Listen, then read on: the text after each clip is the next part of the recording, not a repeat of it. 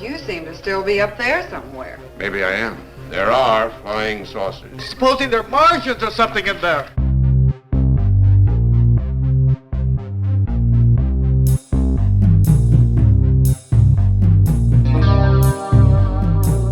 Hey guys, welcome back to another Weird Wednesday. I'm Asherz, and this is... Tobias. Tobias, how was your weekend? Oh boy, it was 2 days consecutive, and I spent them doing activities. So Activities, nice.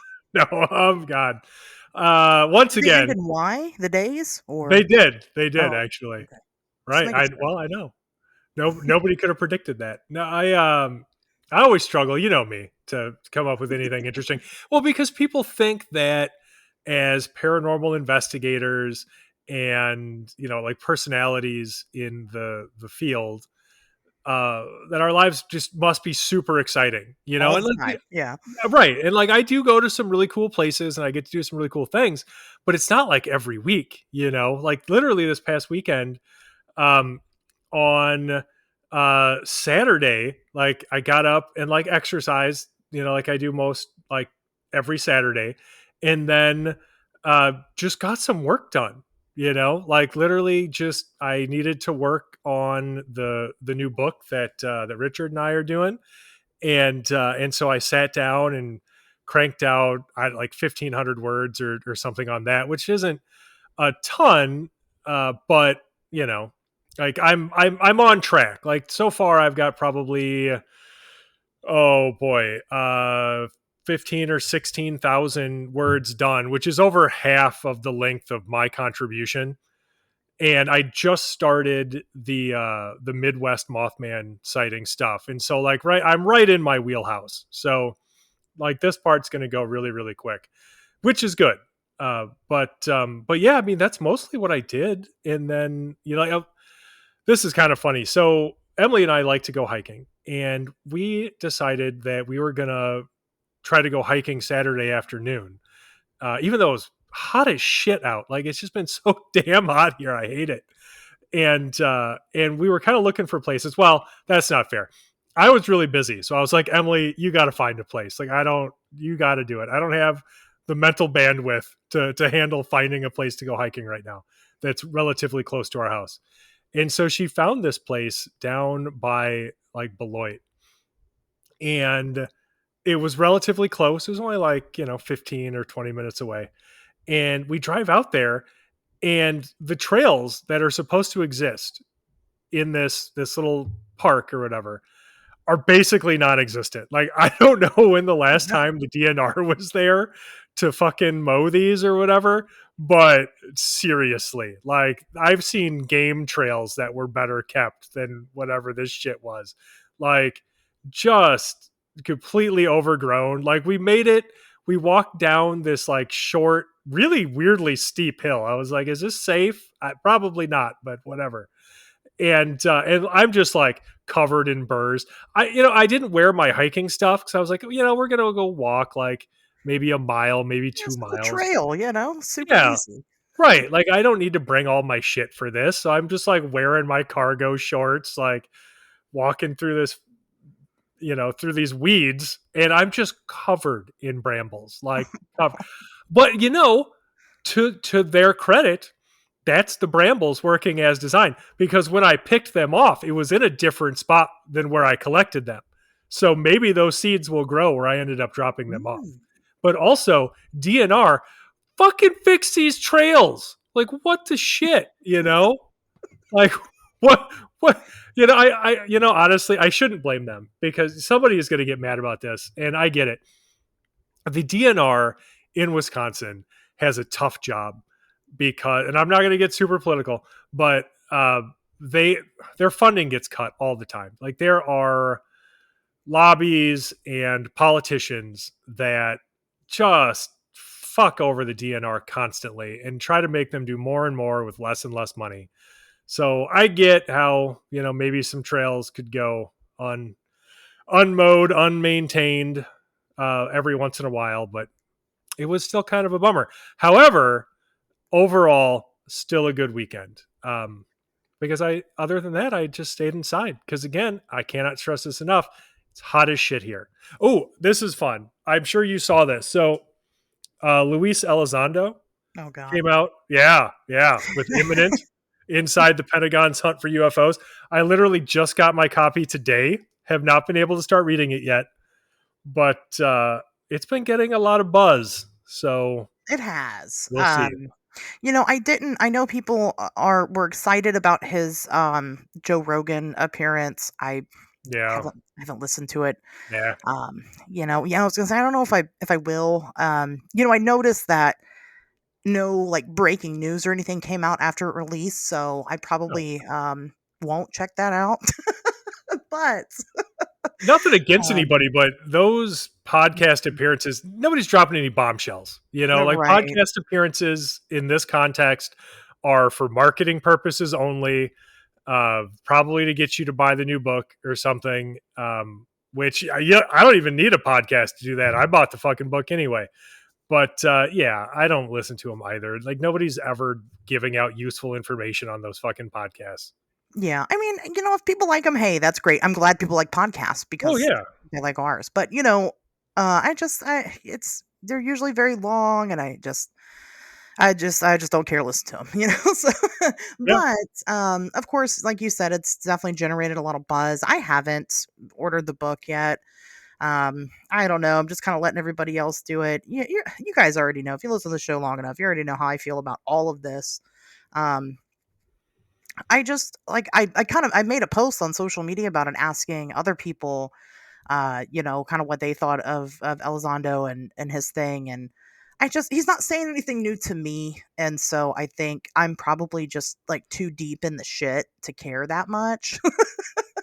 Oh, sure. Like honestly, the reason I bought it, or not the entire reason, but part of the reason is because I'm just specifically interested in how these government UFO programs work Yeah. from a logistical standpoint, like inside the government, like just on a nerd level. Hmm.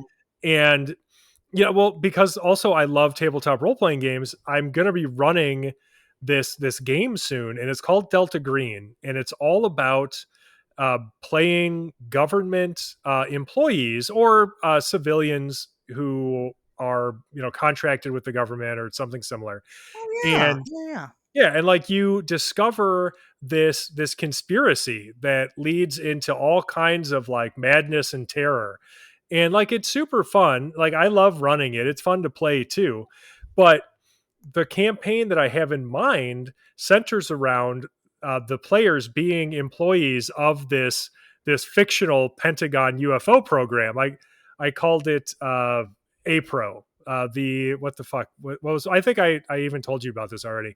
Like whatever the acronym was, it was the Advanced Anomalous Phenomena Research Office. Yes, so that's my fictional like Pentagon office, and even within the government, at least in Delta Green, like this office is supposed to be kind of a joke, where it's like most of the players have been maneuvered there by people who were like threatened by their ambition, or maybe they fucked up at their other jobs, or like, you know what? Well, okay, APRO's looking for people. We'll just put you over there. And so it'll be interesting to me to read this just to get ideas for that campaign, to kind of see how everything works, how it's supposed to run, just to make it a little more realistic for people. And then, yeah, I don't know if somehow the secrets to the universe are fucking unveiled before me too. Great. That would be fantastic. No, Right. I mean, I think it is probably interesting. Eventually, I'm sure I'll read it. I just, I don't know. The guy gets a lot of hype, and that usually it throws up my red flags. And I know that probably sounds weird, but we see a lot of people get a lot of hype within this community who aren't shit. You know what I mean? Oh yeah. Sure. So I don't know. I know people probably want to hear us talk about it a little bit, and that's fine. I Oh, we just, should cover it. Yeah. I don't, yeah, absolutely. Um, just kind of gauging what other people think about it, and, seeing other, and not just like the general population, but like my friends and fellow researchers, right? My colleagues, seeing what they think Yeah. about it a little bit. And then, yeah, I mean, eventually I'll read it. But that'll be nice. That'll be interesting. What are you, cracking it open this week, probably? Yeah, honestly, probably I don't know, tomorrow I would guess. I probably won't get into it tonight, but yeah, this week soon. I better step up my game. You got to. You're going to Falling yeah, behind. you're going to have to read. You're going to have to read Imminent. I mean, okay, is it bad that the first thing I thought of when I got the book was like a way to make fun of it? I mean, and I'm not passing any judgment. I expect it to be an interesting book. I think it'll be a fun read. But like because of the shit we've talked about surrounding like government investigation of UFOs, Hmm. like the first thing I think of, I see imminent and I'm like, imminent, more like impotent. Am I right? Like gave myself a high five. I 100% believe that that's exactly like high five and all totally Oh happens. yeah. It's like self five. Yes. Hell yeah, good one. Right. You're Nailed like it. later on, you're like thinking to yourself, you start laughing, you're like, damn, that was good. That shit happens. Like I'll start laughing about because I'll think of something like that, and then Emily will be like, "What's funny?" And I'm just like, "It would take too long to explain. I It's just me. don't worry I'm about it." funny. Right. I'm so funny. No, and I agree. I mean, just because at this point it's so frustrating. You kind of have to make jokes about it, you know? Oh yeah. Again, it's probably a fine read. I'm sure it really does have some really interesting information. And, this is great for the mainstream UFO enthusiast, right? This is very vanilla UFO. Right. And so I'm glad that, exposure is always great. Again, it probably does have a lot of really great information in it. I'm just sick of their shit. I mean, yes. I mean, like Project Blue Book, more like Project Blue Balls Book. Am I right? Disclosure. That's exactly what it is. I know it is. Like we've been waiting for longer than either of us have been alive Yeah. for information from the government on UFOs, and we haven't gotten any. Like not anything useful. So Yeah, we'll see. And of course, I hear that the actual government is already like denying some of the claims that Elizondo put out there, and oh it's yeah, just like, okay, all right, well, let's see where this goes. It's like fucking, it's just like a soap opera, right? It's like a ufology soap opera. yeah. I mean, if I were a more conspiracy minded individual, I would think that this is just all a psyop distraction, a la Richard Doty. Like seriously, like Richard Doty kind of made up shit to distract people from something that might actually be useful in the study of UFOs.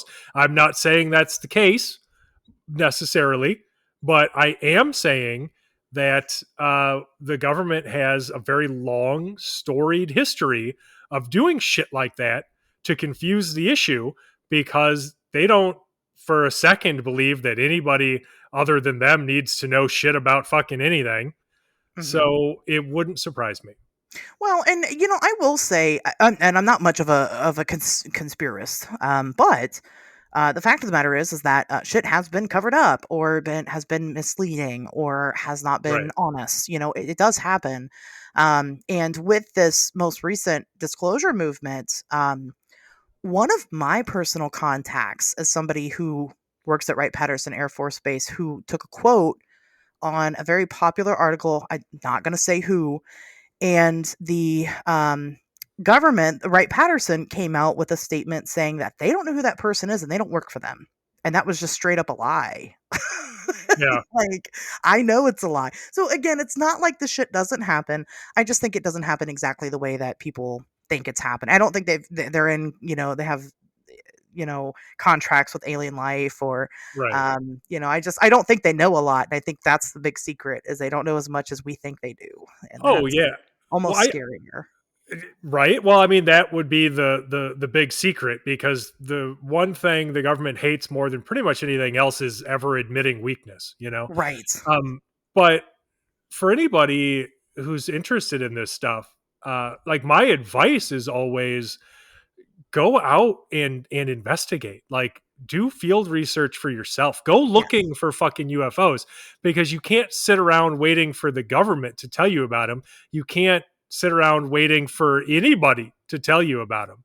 You know, go out and try to see it for yourself, or at least try to find people who have and talk to them and whatever. And if you're interested and you want to see sort of like how the government works and how these programs are handled, I think that's interesting on a couple of levels, but it's not ever going to reveal some hidden truth to you. You know, the only way you're ever going to find anything even approaching truth is by going out and finding it for your fucking self. Yeah, getting abducted, that's a good way. Probably the Yeah, best way, that'd work. that would help. Getting, getting probed by the Greys. I mean, that's the Yep. only way they really tell you anything is if you let them. Of course, Right. they don't care if you let them or not; they're going to do it anyway. But it's, I am, it's true. Really, the only way to really find out any type of conclusive anything is just get involved with not what the government's doing, but just the people. Go talk to the people. Go talk to people that have these experiences.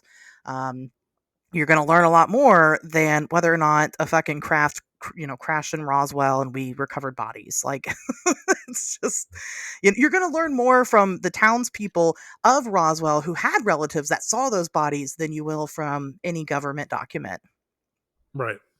It's just the way that is. So, but, Very true. well, very But how was well. your weekend? Well, I was going to backtrack a little bit and comment on your weekend. You, you're allowed to have boring weekends also. I mean, like you said, I agree with you. The reason why I like to do the weekend bed is because I think people assume that like we're constantly in the woods or sky watching or writing books or writing articles Sure. or creating content, and we're not. We're people. Right. I did work on my book a lot, but no, it's true. Like I like to relax on the weekend. And just Shit's sometimes like there's not shit going on. Like there's nothing to investigate right now. Like it's fine. Oh It's yeah. Well, just I just look at my calendar coming up. You know, in right. September, I'm going to have the Mothman Festival where I'm going to drive, 10 hours to West Virginia and then 10 hours back. And then the weekend after that, I'm going to be driving like 5 hours over to Iowa for the Van Meter Visitor Festival. Yeah. And then like a week after that, I'll be back in Iowa for a library talk at Cedar Falls. And then the week after that, I'll be in Louisville, Kentucky for the Goatman Festival. And it's just like on and on and on, like, fuck. I don't want to do anything, like just to rest up to be able to go do all of that. And then normally, like you'll have those appearances, and then you have like a fucking influx of stories and experiences, and a Right. flooding of new people and new things, and yeah, so it's totally fine. You don't always have to do anything, and that's okay. I had an okay weekend. I tried to go to. Remember, I was talking about the Nerd Bar Yes. Yeah. and how the owner also owns the store next door, which is like a metaphysical shop. They mostly specialize in teas. Well, I tried to go to the tea shop, and I thought that she would be there, and she wasn't there. So that's okay. I didn't buy anything. I was looking for some very specific things, but I didn't buy nothing. But I did talk to the girl a lot there at the counter, and she told me about all kinds of different herbs that aren't marijuana that you can smoke, and that was cool. Okay. So I Fun. didn't I didn't smoke any of them, but she was giving me all the tips and tricks, and I'm like, oh, okay, interesting. Okay. Um, so that was neat. I also went to the pool because it's almost not summer, so I took advantage of pool time during one of Nice. the final weekends of the pool. I watched 2001 Maniacs, which I had never seen before. Have you seen 2001 Maniacs, Tobias? 2001 Maniacs. Why? It's got Why am I? Robert England. Oh, okay. Shit. Who directed that? Remember? Someone forgettable. I could tell you Oh, that. was But it? Okay. Yeah, I don't remember. Actually, I know I've heard of it, and so obviously I know who Robert England is. I mean, like, I love Robert Englund. Like, when I was a kid, Freddy Krueger, that was my go-to horror icon. Yeah. So 2001 Maniacs is like a cover that I always remember seeing like at the video store, but never getting. And so I sat down and I watched it this weekend. It actually wasn't that bad. It wasn't fantastic, but it was pretty interesting. It's about some college kids. They get uh, tricked into showing up at a small town in Georgia, which is having their Confederacy celebration.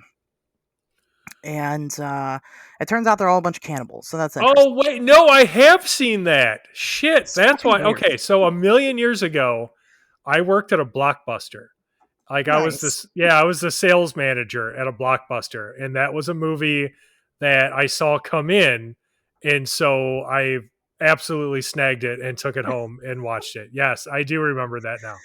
Yeah, it was like I said, it wasn't fantastic, but it was all right. It was a good popcorn movie, it was, kind of fun. It's kind of cheesy. The characters are they're pretty unforgettable. But hey, it was all right, so check that out if you haven't. I'm always on a quest to find movies that I haven't seen, which isn't difficult because I haven't seen a lot of them. So that one is now checked off my list there. Right. And yeah, that's what I did. I mean, it wasn't, I didn't go hunt Bigfoot or anything. I just, Okay. did what people do. Yeah. No, fair. I mean, I have still been busy responding to messages and emails and citing reports and stuff like that. Actually, my news article today is from a citing report that I received after Unsolved Mysteries. So like that's keeping me relatively busy too. I'm trying to, for anybody listening who has sent me a report, maybe you're waiting on a response. Like, hopefully this will clear some stuff up. What I try to do for my own mental health, but also to ensure that I'm doing my due diligence is not rush through those.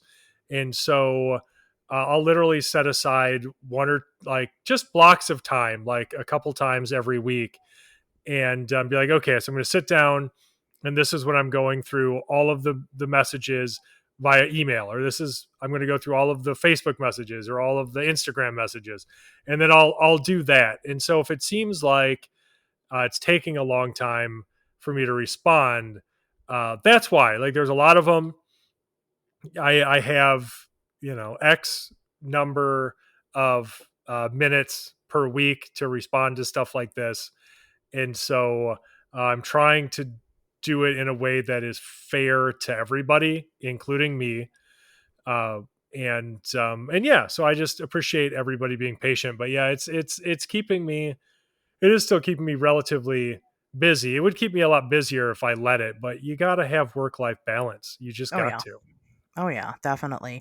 Well, and, sometimes when I'm going through reports, one thing that I'll find that I'll do is like I'll read through it and then it might trigger another report that I got. And then I'll try to go and find that report. I'll kind of backtrack. I'll look at my notes on it, try to connect it to other things. And then I'll kind of just get lost in the sauce doing that. And then I completely fucking forget to respond to the person reporting in the first fucking place. So Nice. it's a process. I'm just irresponsible, sorry. These Um, things happen. there's no, you kind of work off of your own, organizational method, right? And how you kind of deal with this stuff. And, but to thoroughly kind of go over it. And I think that's one thing people kind of forget too when you share your experiences. Like, you are entrusting me with your story, and that's great and that's wonderful. Fucking appreciate you for it. But if you want me to like give you some type of honest feedback at all, then you have to kind of give me the time to work it also, Mhm. and I think they kind of forget that, because I think that's the best respect I can do for you is, obviously one thing these people typically are looking for is not just to get it out there, but they want not exactly answers. And I tell people that up front. I can't tell you what you saw. I can't tell you what happened to you. I can't give you reasoning for what happened. But, what I can do is just give you some type of reassurance that you're not alone. You're not the only one that's experienced this. I've had somebody report something similar, and things like that. But, also my brain just doesn't retain all that information 24/7 either. So I have to go back and make sure that, what I'm telling you is good information also. Sure. Yeah. I mean, sometimes I can tell somebody what they most likely saw. if it's something mundane, if there's some prosaic explanation to their sighting experience. And that's usually the case because we get a lot of photographs, video evidence, that kind of stuff. Most of that stuff ends up being something ordinary, something that was just misidentified, and so that's relatively easy. I mean, I think you've probably had this experience where somebody sends you. Well, in my case, since we get a lot of Mothman stuff, we also get a lot of UFO stuff and ghost stuff. But just out of just because just because this has happened relatively recently, geez, like that's what I'm trying to say is somebody will send you a video of like a bug on their doorbell camera that was shooting in IR or something because it was nighttime, and you have to sit there and explain to them how this all works, only for them to then want to argue with you about it. And it's just like, dude, fucking just, you came to me because, or at least you claim to come to me because you thought that I was an investigator that you could trust with this evidence to give you an honest answer.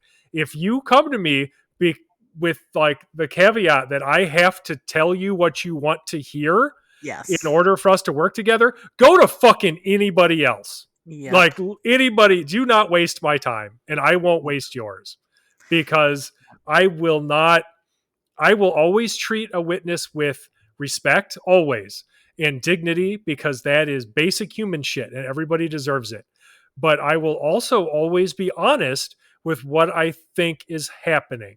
Yeah. And I don't just make it up. It's not like I'm just like arbitrarily deciding, oh, this is a ghost, this is a bug. No, I look at the evidence, and based on the evidence, I will make a determination of what is likely. Mm-hmm. And if that happens to be that, this is yet another fucking insect on a doorbell camera that I'm receiving, then I'm sorry. And if it's not what you wanted to hear, then, you should probably re-examine why you're interested in these subjects, because they're either real or they're not. And if they are, then they don't need us to invest belief in them for them to be true, and if they're not, then we should find out and go on to do more useful things with our fucking lives. Yeah. But, you can't go into this desperately wanting a certain thing to be true. You really just need to have a curiosity about the universe, how it works, and most importantly, just be curious about what has happened to you, like an open-minded curiosity, not, oh, I know this was a ghost. Like, if you know it was a fucking ghost, what do you need me for? What is my role in this? To be your made up your mind. Yeah, am I to be your hype man? Because that's not going to happen. Yeah, and I would share more reports, on the show, and if there were more reports to share. But I absolutely agree with you. A lot of it is just they want to believe so badly that they will fucking make anything fit. And so the most recent one that I got was a picture that somebody took outside of the house. They had just left for work. They work third shift, so it is dusk. The street lights are on, and they take a picture of like the front of their house, and in the window of their house, you can see it's like a light is turned on. But also, it's not just like a light is turned on. There's this weird orange orb in the photo. And right. And they're like, I was leaving for work. I turned off all the lights before I left for work. Like nobody was there. I live alone, blah, blah, blah. Well, also in the photo, like I mentioned, is a street light. It's like right there. Totally unrelated. And I'm like, well, there's a street light and it's really shaped a lot like that orange orb on your window, And they're like, well, how come the whole window's lit up? And it does kind of make it look like the window's lit up. And then you have to kind of explain different light variances in different photos and why that works that way and, whatever. But at the end of the day, they're believing that the light was on by itself in their home and was off when they got back from work. So don't know what to tell you at that point. Yeah, you've done everything you can at that point. It's frustrating, like, and this shit happens a lot, especially now that cell phones all have cameras and pretty Yeah, nice cameras. But people don't understand that cell phone cameras are not designed to capture ghosts and UFOs and shit. They're designed for you to be able to take like nice selfies, regardless of right. lighting conditions. And so a lot of the like environmental lightning effects and stuff are just automatic. And so if you take a picture, like say the one in question of this light source, it might not even seem very bright to the naked eye, but your camera, depending on lighting conditions, like if it's very early in the morning, you know, will automatically lighten it up, and so it's going to seem a lot brighter in the photo than it would have if you were just looking at it. And so yeah, your whole fucking window's lit up. Like, digital cameras don't tell you the truth.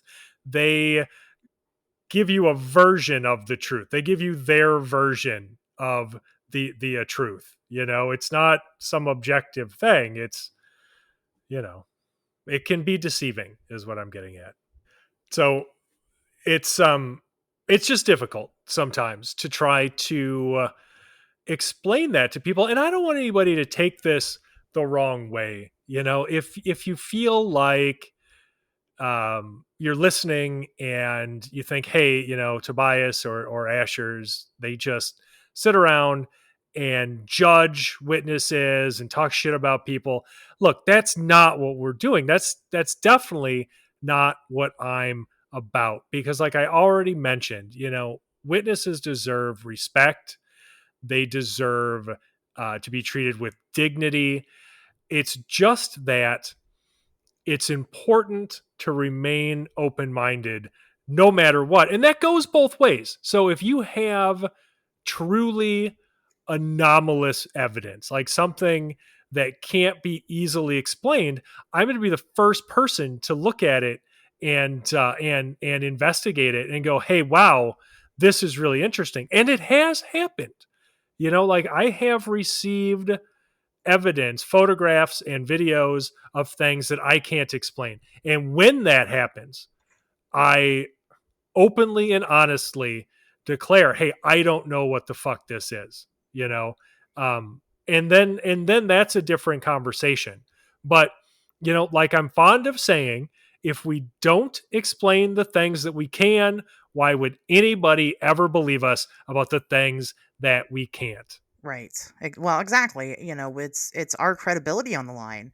And because we believe in this stuff, we actually genuinely believe that anomalous things happen. We don't want to fuck with our credibility, because when anomalous things do happen, we want you to know that like this is the real deal. This is this is it. Yeah, one of the I did a show recently, podcast recently, and they had asked about um when I went and gave the lecture on Indrid Cold, somebody had asked if there was a picture of Indrid. And that is such murky waters. But, Right. of course, Tanya says that, yeah, she had a picture of Indrid. She never showed me that picture of Indrid. Never showed anybody that picture of Indrid. And maybe there's an explanation behind it. Tanya, when I met her, was already physically very bad off. She had moved recently. She had moved into a house recently. All of her stuff was packed up. She couldn't really unpack it because she couldn't like walk or use her hands very well or, anything. And so maybe she just couldn't physically get to the picture to show me. I don't know. But she did end up sending me a picture one day claiming it was Connard. It was one of Indrid's sons. And I get the picture and it is just it's like nighttime, okay, and it's just a person. It could be fucking anybody. It could be anyone, Right. You can't make out a face or anything, so they wanted to know why I didn't show that picture in my presentation, and it's like, well, because I can't say like for a fact that that's anyone. That could be me standing there. You wouldn't know. you know Right. and so I'm just not going to include that quote unquote evidence because it's not good evidence. It's Sure. the way Well, it that's the is. thing about people from Lanulos is they look just like Earthlings. They do. So, Yeah, so you wouldn't know. I'm gonna do that. I'm gonna take a picture of just some guy I know and be like, look, I met Indrid. I Look, shouldn't do that because if I ever do meet him now, nobody's going to believe me. you probably don't know this. I don't talk about it a lot, but I'm from Lanulos. I knew it. I Yeah, fucking knew it's true. that you were Lanulosian. Right.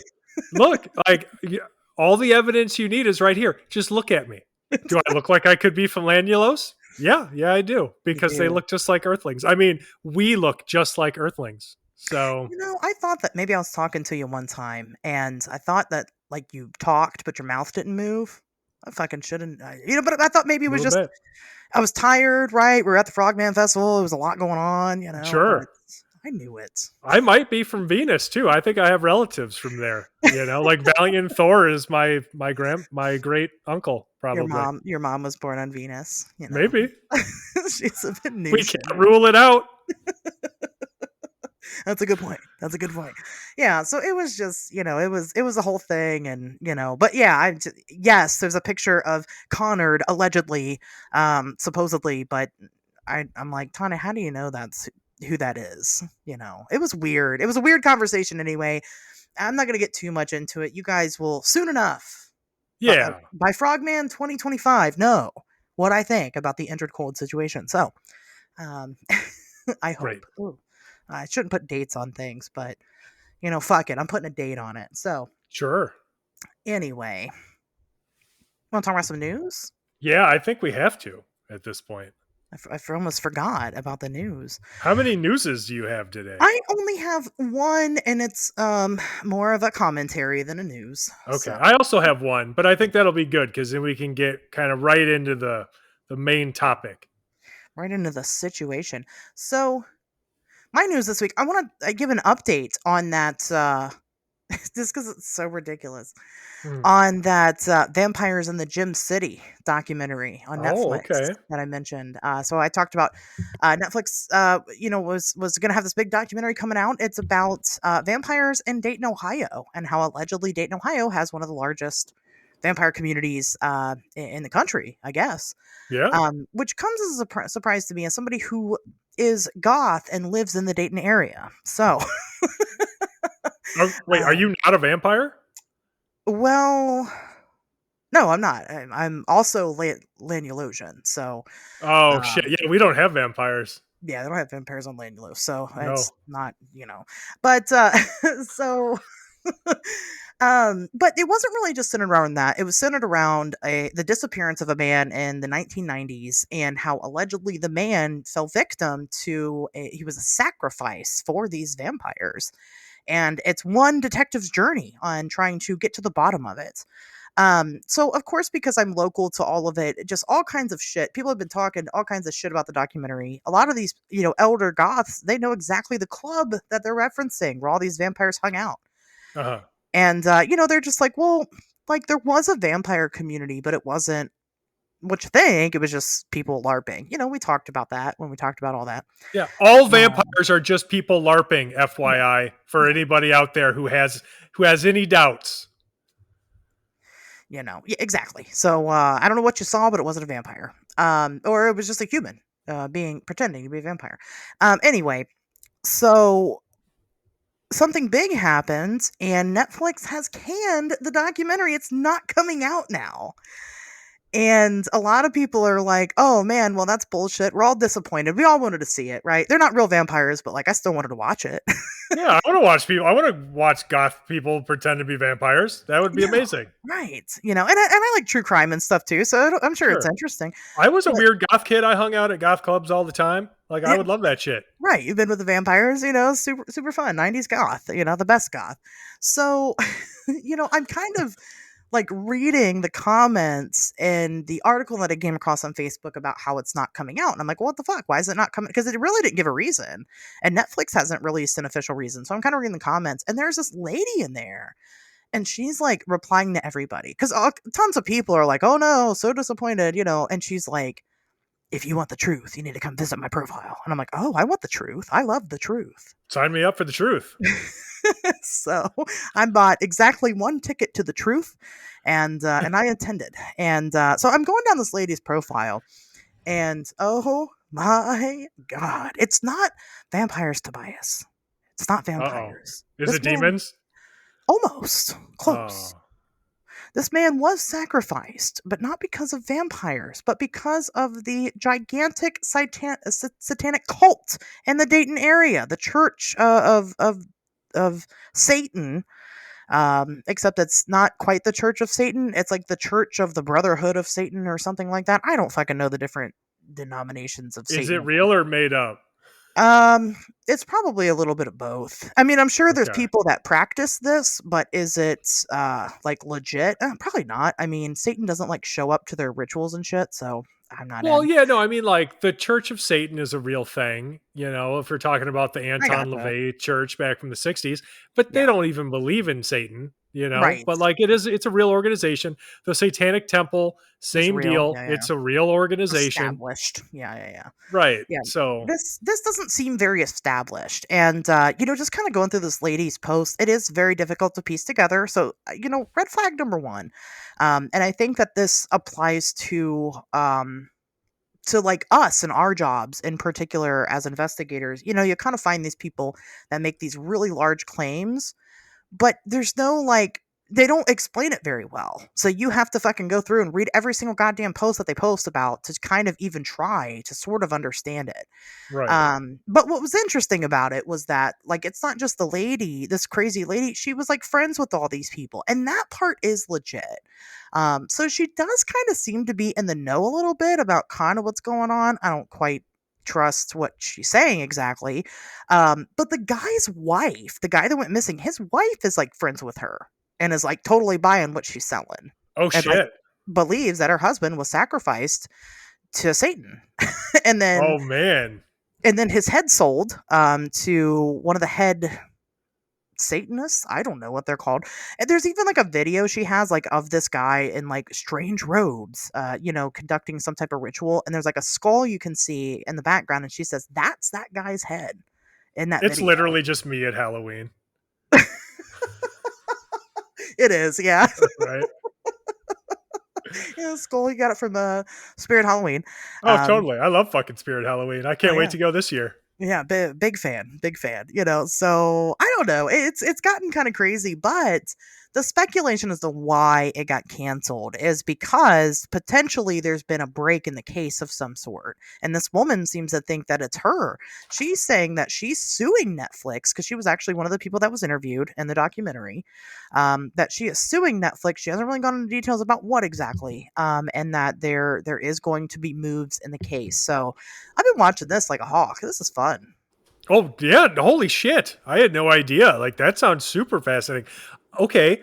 I'm a little disappointed that no vampires, but I will also watch fucking Ohio Satanists. Oh Like, yeah. that's also good. Give me some of that, please.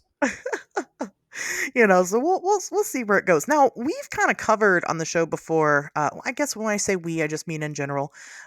Satanists who have killed. One notable group of people that we talked about before was the Chicago Ripper Crew, which claimed to be Satanists, which had a series of fucking horrible, disgusting murders, or really terrible, disgusting people. Yeah. And of course, it was in the name of Satan. Well, and it turns out the main guy who kind of led the group kind of roped these easy, these vulnerable individuals into kind of doing his bidding.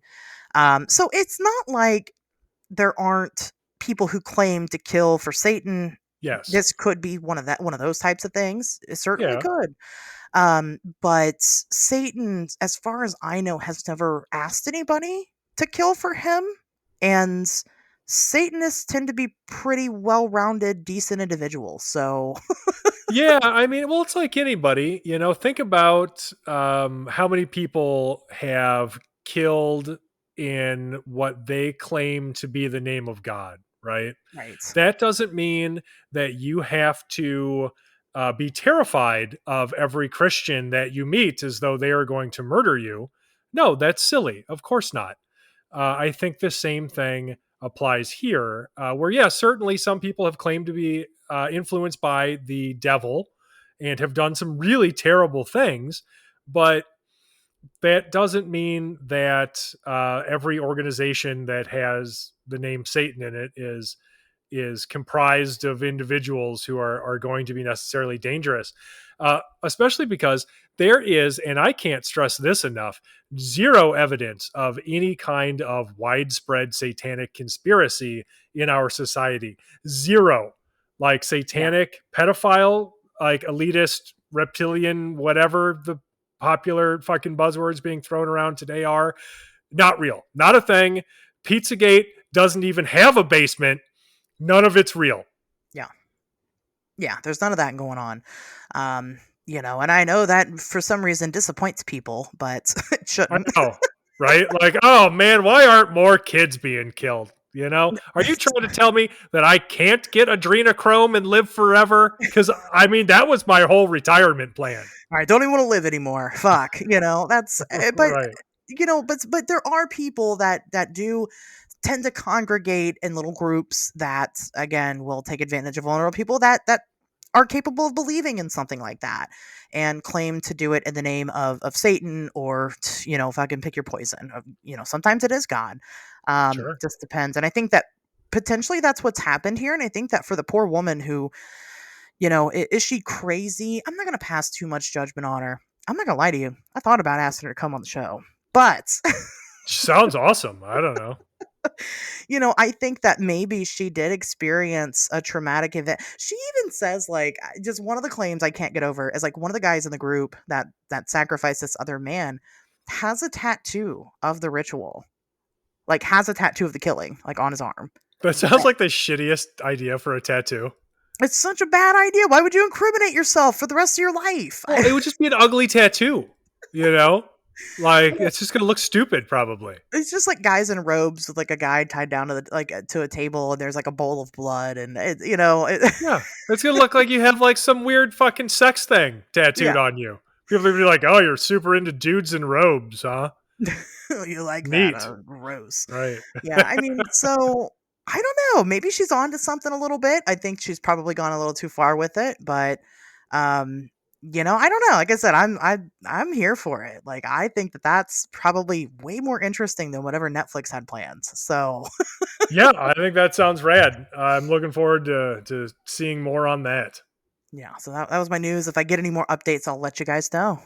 Excellent. So, my news involves a werewolf sighting from Chicago. So, Ooh. yeah, I recently received a report from Chicago resident Amy Kleminski, who wished to share her sighting of a werewolf on South Lakeshore Drive. So, she wrote me to say, I don't want to sound like a nut. A lot of emails start off that way. And believe me, I don't think any of you are fucking nuts. Okay. Anyway, I don't want to sound like a nut. I'm sure many, if not most, of the messages you receive begin this way. I'll just get to it. After watching Unsolved Mysteries, Volume 4, Episode 5, something resonated. This is something I've shared with anyone who will listen and that I shared on Facebook when it happened. So her sighting took place during the early morning hours of March 8th, 2016, as she was driving to work. Now, Amy works at a steel mill in Gary, Indiana. So for anybody not familiar, Gary is not that far from Chicago. It's just around like the bottom of Lake Michigan. Anyway, so she was commuting to work. She worked the 4 a.m. to 2 p.m. shift. And the toll roads there are a huge pain in the ass. And so they make things too expensive for like somebody who has to commute.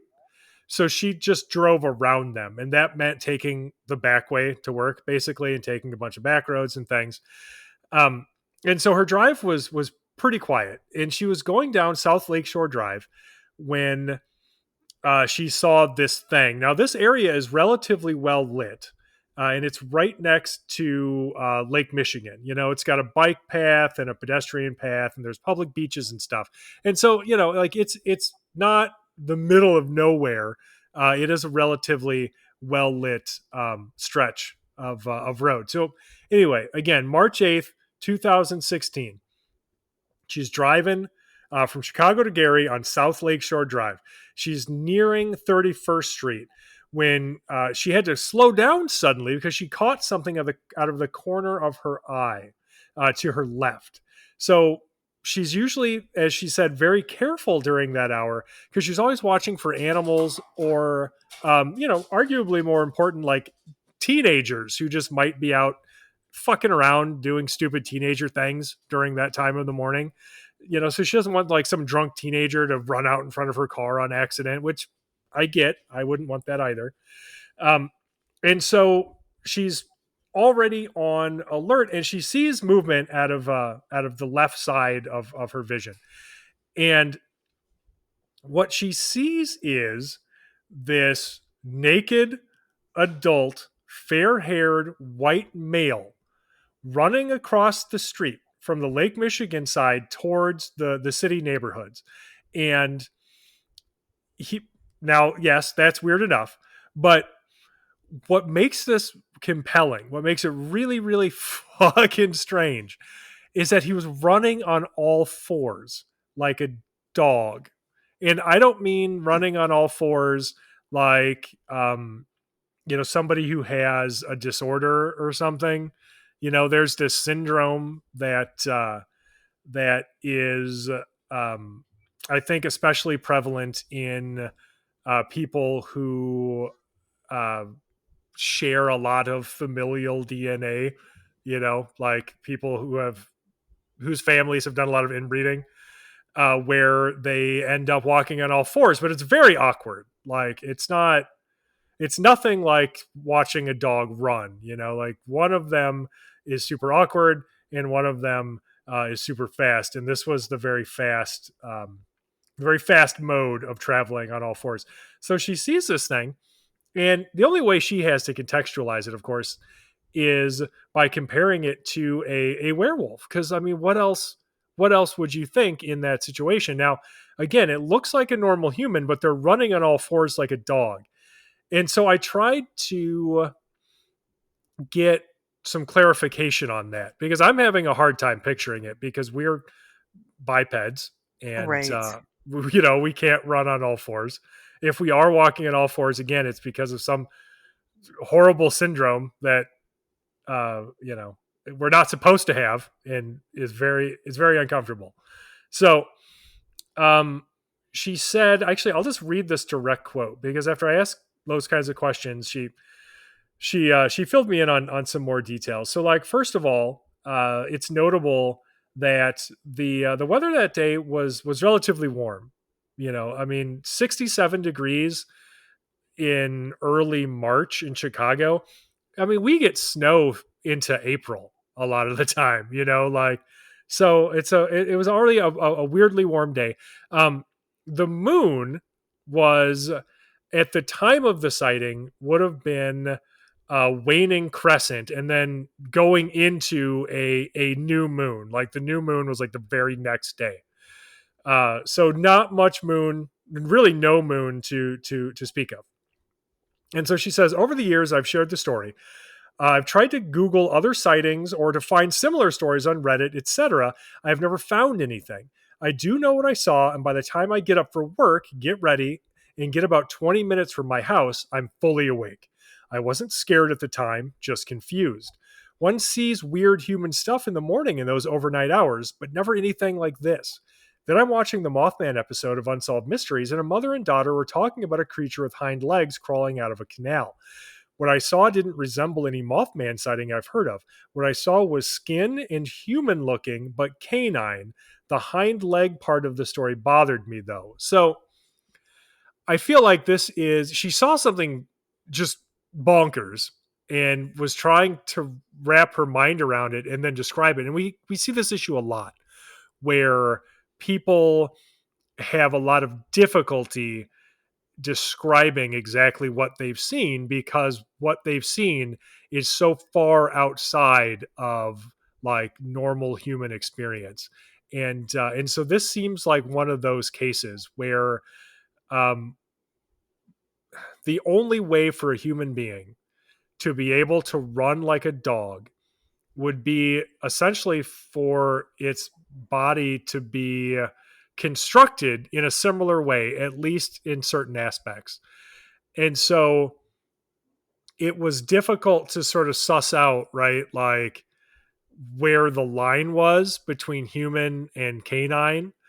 But it seemed like what she saw was mostly human, almost entirely human, except for the way that it was running. And so it must have had its body contorted in such a way to allow for that to happen, which should also be impossible.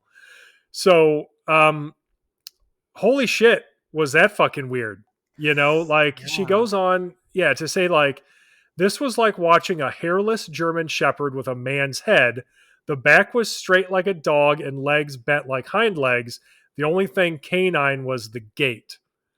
So again, like it's this weird amalgamation where like how human is it? You know, like uh yeah. So it's fucking crazy. I'm not saying that this witness is crazy. I'm saying the experience is crazy. Um but there's nothing about how she was communicating that would lead me to believe that she was making anything up. I don't believe that. I don't think that she's making anything up or at least I don't have any evidence to support the idea that she's making anything up. She sounds really So fun from her quotes.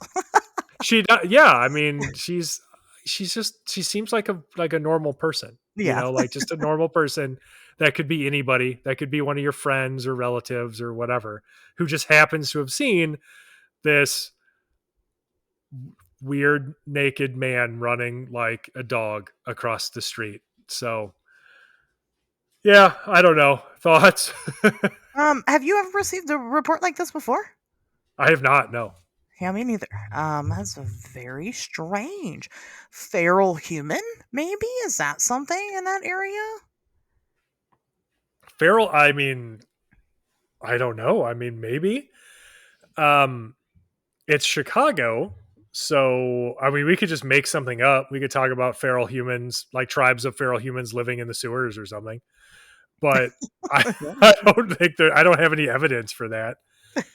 Um, yeah, I don't know. It's again, according to her description, it was some kind of weird, almost like chimeric creature that was mostly human but capable of running like a dog, which again would require it to at least be able to contort its body in a way that would be very unnatural, if Yeah. not actually at least temporarily have certain canine qualities, like legs designed for quadrupedal movement. Yeah, at So minimum. I mean, I don't think it would be impossible for a human to do it, just highly improbable. Like, it's not something you just do on a whim. Like, this is something that you would be like an Olympic gymnast practicing years and years and years to perfect that. right, Because you really want to act in horror movies or something. Like it's so fucking like, and it's not just like some dudes pulling a prank, that wouldn't make any sense. Just trying to go with maybe some logical answers. I would think a feral human would make a lot more sense than a shapeshifter. But that's me, and that's my hang up with shapeshifters. I take a sure, lot of issue with them. But it also might not have just been human at all, even though it had human like qualities. It could have been from Lanulos, we don't know. might have been from Lanulos. Although I'll tell you, I can't run like that, and I'm from Lanulos, so That's I true. mean, That's a good point. just saying. Well, I mean, and I had considered some other stuff. Like I mentioned before, I did inform her about this syndrome that can be contracted. It Well, looks like you sent her a it's a video to look at it or yeah, something. right. Like I mean, it's a hereditary condition, and so she was able. What's it called? It's and I don't even know if I'm pronouncing this correctly. It's like Unner-Tan syndrome. Yeah. And so she looked at some videos of people with this syndrome, and she was like, that's not it. Like there's just no way. And so the only other thing I could think of would be, and people are going to love this one, especially like Dogman believers and Bigfoot fans, was like like something like a black bear with mange. And I don't think that's what she saw, based on the evidence we have. Well, first of all, it is rare for a black bear to range that far south. It's not unheard of. It does happen, but it is rare, and especially for it to have made it that deep through Chicago would be strange. And then for it to have mange on top of that, I mean, what are the odds? But also, uh, would that look as human as what she's describing? Well, maybe not. You know, maybe not. But they do look fucking weird. They do. Yeah, they do. And I mean, I could see it having mange and then no hair, just only hair on the top of the head, but that would seem, it just, then you're talking, well, what did she see? Did she see hands or did she see paws? Did she see feet or did she see paws? Was there a tail? What color was it? It doesn't sound like it. What she describes is not what it sounds like. Yes. Yeah, that's ultimately where I landed on it. You know, I'm like, well, it's already pretty unlikely for there to be a bear in this area, especially like, okay, if bears are rare enough down there where if one is spotted, like it makes the news. You know what I mean? Like it's a thing. So I feel like she would have probably heard about this bear being loose, and there would have been info on it or something. So that combined with the rarity of them in that area and how it doesn't really match what she was talking about. Like Mhm. at the end of the day, we have to give witnesses some credit, and if we don't have any direct evidence to contradict their testimony, then we have to go by the actual testimony because it's a slippery slope. Like, where's the line? If I start twisting what she said to fit a specific narrative, then I've already compromised my own integrity as an Right. investigator. Like where's the line there? Like you can't do it. You just can't do it. You just can't. I know it's tempting. Like we want to try to explain things, but we just can't do that. Well, and she did mention, one of the other explanations she kind of threw out there is bath salts. And I Yeah, want to kind of talk about that for a minute. Actually, it's something I've kind of wanted to do an episode on for a long time. we should. Because here's the thing, guys, is that here's what you don't know about bath salts. It's I very know. easy to see a human being acting out of sorts and going, yes, it's bath salts. But the big cases where we blame this on, like the Miami cannibal Yep. situation, didn't take bath salts at all. Ding, ding, ding. So Correct. that's the secret, is that normally with these cases that we might attribute to bath salts, it wasn't at play here. So Right. it's like a common myth. I know I used to do bath salts every day, and I didn't do that. I mean, you ate like a couple of faces, but you would have eaten those anyway, probably. Right. I So mean, right, sober or whatever. It's yeah, fine. it's like a normal number of faces to eat. That is one of the drugs I've never done. I will say I have never tried bath salts because of all the rumors at the time. I didn't want to eat people's faces off. I Um, was done doing drugs by the time that was popularized. So it's just that was like at the end of my drug career, I guess I'll say. I don't know if career is the right word. Phase. career. Phase is probably better. Yeah. That's probably better. But no, that doesn't, I mean, it doesn't, that's just a fucking stereotype and it just doesn't fit this. I So, would love to do an episode just on drug myths because like there's that. mhm. Just because there's always some kind of like bored housewife or something spreading these fucking rumors on the goddamn internet. So there's like that. There is people like dosing Halloween candy or Oh, yeah. trying to trick kids into doing drugs, which I always think is hilarious because fucking trust me when I say this. Nobody is giving their expensive ass drugs to your kids. Nope. Like that shit costs way too much money to waste on somebody else's kids that you don't even know. Yeah. It's not happening. I take my daughter trick-or-treating every year, and every year I'm disappointed because there's no drugs. Yeah, So right. You're just like you're going through the candy, like, all right, where are the drugs at? I even Never any asked them. drugs. I'm like, are you guys, are you the house giving out drugs? And then they Oh, call the cops on me. And so right. Never seen a door slam so fast. it just doesn't happen. It's unfortunate.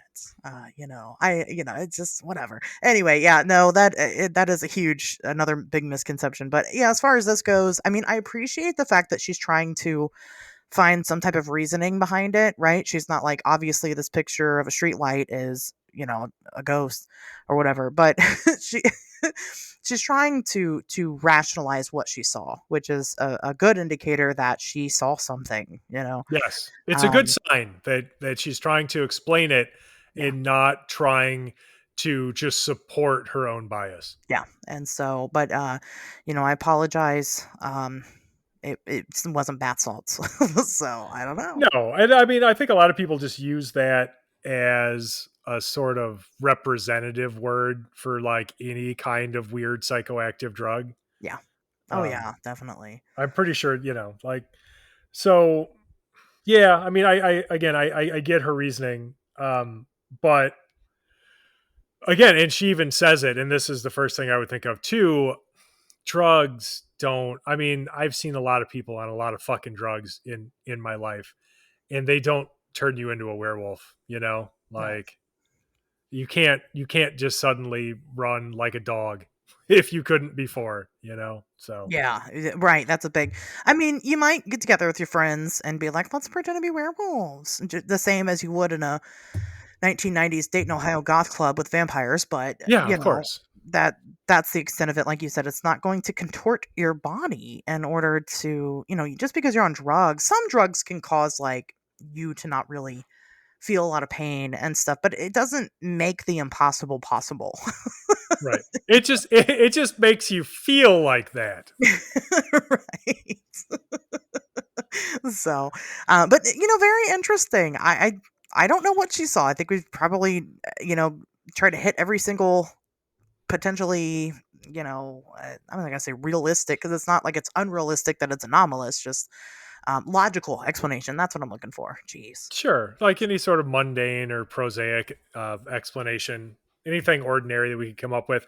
And yeah, I mean, this witness's testimony, I think, defies any of those explanations. So interesting stuff. Well, if you guys have any other reports of something similar, definitely, you can, of course, send them over to Tobias, singular40.com. You can send them to us on our social medias at Wednesdays Talk, or on Wednesdays We Talk Weird on Facebook, or call us 773-59-WEIRD. We haven't gotten a phone call yet. It's been a long time. I Oh, guess it's it'll because keep. I don't share the number. I should start Yeah, sharing the number. we should. Yeah, we can play it right on the show if you guys want us to. We're more than happy to do that and react in real time. What's going on? So, 773-59-WEIRD. Just save it in your contacts. Maybe you get an itch to call. Scratch it. It's fine. It'll be okay. So, anyway, want to talk about some UFOs and I always want to talk about some UFOs. some not abductions. Um, Yeah, don't call it an abduction. So, okay, Tobias, the Berkshire UFO incident. Before we get into it, how familiar with you with this topic before we did it for this episode? Uh, Fairly familiar. I didn't really pay much attention to it until probably, oh, I don't know, 2015 or so, when when the monument was put up at that Mhm. at the bridge in Sheffield, because that was on the news, and so I was like, well, that's interesting. And so that caused me to look into it a little bit, but still like a surface level examination. And then 5 years later, that episode of the new Unsolved Mysteries comes out, and that was really interesting. And so that piqued my curiosity. And at that point, it's 2020, so yeah, I'm a full on fucking paranormal investigator at when that happened. So I looked into it a little deeper, and it's an interesting story. It is fascinating. It's it's interesting because there are so many different people involved Yeah. of varying credibility. And well, we'll get into all of this, but there's a lot going on. So I don't know, sometimes I'll come across a topic and I'll kind of just barely dig into it and I'll be like, oh, that'll be good to add to the list, right? Of things to talk about on the show. Yeah. Not that I need the list to grow or anything. There's an endless supply of weird, but this was definitely one of those. And I think that I don't remember the first time I read about it. So I'm pretty new to the subject and I didn't purposely add it to the show topic at this particular time period in our lives, knowing that it was an Unsolved Mysteries episode until today. So Oh, nice. I had no idea that that was a thing. Um, so let's get into it. This was a lot more interesting than I expected it to be. So I don't know. I like this one. I'll say that. Okay. So September 1st, 1969. A lot of 69s coming up A lately. lot of 69s lately. Lucky for everybody. And is it Berkshire or Berkshire? I have always heard and naturally want to say Berkshire. Okay. We're gonna go with Berkshire. Now I think that might have some accent to it, and that's why. But if that's how they say it, and I kind of agree with them, then yes, we're gonna go with Berkshire. Yeah, because it's fucking British, right? And like it's a British word. It'd be from the UK, and that's how they're gonna say it, like something similar to that. So we're going with Berkshire. So 1969, Berkshire County, Massachusetts. Right. A giant UFO event takes place, and definitely giant for this area. So Berkshire County is made up of several different little cities, right, in this little county, in the little state of Massachusetts. It's not like it's a big city. The reports kind of seem to number. There was officially 40 reports, but it seems to go up all the way up until about 250. And that's just kind of as time has gone on and people seem to, have been coming forward with their stories. But when you're talking about a population that's in the low thousands, 250 is pretty significant. It is, but it's also worth noting that at the time when this was happening, there are like zero records of reports. So everything that we know about this has come out after the fact. In some cases, and by that I mean pretty much every case, decades after the events supposedly happened.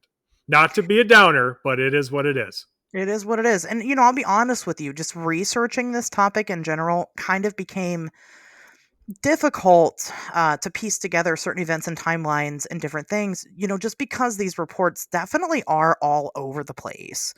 And, you've got people that, like you said, are coming out decades later with these events that aren't really, they weren't a part of the Unsolved Mysteries thing, or, they weren't a part of like the original, talk of the town, or, I mean, so I don't have absolutely every record of everybody seeing these UFOs, but Sure. it does seem to be a pretty significant event. Now, for the most part, what people were describing seeing were series of lights in the sky, which is typical.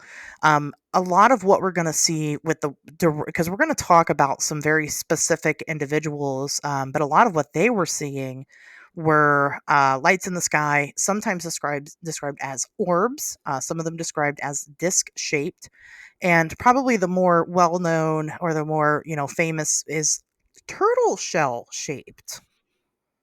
That's Yeah. interesting. Well, So you got to put things in context however you can. like a disc with a dome on it, So a lot of people were seeing this, and it became the talk of the town, but mostly amongst the kids. And we're kind of going to get a little more into that, but it was mostly kids going to school describing what they had seen and making drawings of what they had seen. It was really popular amongst the young folks. But it's not just people saw a series of UFOs. And it's not just this, people saw one craft over the sky on this time period. I guess there's a history of UFOs in that area around this time, just kind of in that general surrounding area. I can't say I'm Sure, surprised. New England's fucking weird. it is. But again, I can't stress this enough. Even with the stuff we're going to talk about, with like the Sheffield Bridge abduction, and well, not Not an abduction. abduction. Yeah, what the hell do they call it? I believe the key witness that most people talk to for that is Tom Reed, and I want to say he refers to it as the beginning of their indoctrination. But anyway, even that wasn't talked about until like 2009. Yeah. So there's no newspaper reports, there's no police reports, there's no documentation from 1969 that any of this happened. So just right off the bat, I'm just saying we got to pull that band-aid off immediately to be like, look, there's no documentation from the time that this happened to show that any of it happened. But Yeah. there are enough people who have come forward 40, 50 years later to make it compelling. Now, the people that allegedly are a part of this say that it was a hot topic on the local radio around that time, but Right. again, we don't have that. So Right. So there was a local radio station that supposedly was talking about it, but they didn't keep their recordings. So they would keep recordings, which was standard for the time, for like a couple of days, and then they would reuse those tapes and record over everything. So if they were talking about UFOs, they were recorded over. So now there is, conveniently or inconveniently, depending on which side of the argument you fall, no evidence for it. yeah. So, again, as interesting as it is that all these people saw it, and again, these are allegedly credible people, right? These are, I don't know if any police officers themselves came forward, but children of police officers, and different local people that have no reason to just make this up, coming forward about it. We are going to more so talk about the people that were affected larger than just us seeing a UFO. So Sure. we're going to get into it. So, like Tobias said, probably the most popular character in all of this is a man by the name of Thomas Reed. So, Thomas Reed at the time was 9 years old. His family owned the local diner. It was like the Village Green or some shit like that. I don't know. I didn't write it down. It didn't matter. It's closed now. It's not important. Yeah. They own the local diner. And they are driving home from that diner after closing up shop. It is 9-year-old Thomas, his younger brother, his mother, and his grandmother, who are all in the car. And as they are just kind of hanging out, seeing what's going on in the world, just driving home, doing their thing, all of a sudden they end up seeing a giant, like a bright white, like a light orb in the sky. And Thomas says that he saw a couple of like beams of light coming off of this, like being shot from this light orb. And not just that, there's also a secondary orange orb that's kind of in the general area as well. And things get really interesting because as they continue to drive, they drive through this covered bridge. The lights that were coming off of the orbs are getting closer and closer. And all of a sudden, their entire car is engulfed in a bright white light. But on top of seeing this white orb thing and this orange orb thing, there is a third thing that approaches, which happens to be the disc-shaped, turtle shell-shaped craft. And they all kind of form this, guess what? Triangle formation, because it's always fucking triangles. Any 3 points form a triangle. Just I saying. mean, they couldn't get a fourth. I'm just saying, it can't be a rectangle. Look, maybe a rhombus, Square, something. Something. I mean, cars are rectangular, especially this one. It's a station wagon. That makes more True. sense anyway. So they come and they form this triangle formation around the vehicle. And while this light is kind of in the area, Thomas kind of describes a strange sensation kind of in the air. He says it's like there was like an extreme pressure drop He says it felt like they were underwater. So if you know what that's like, that's what he was describing at the time. Everything was very quiet.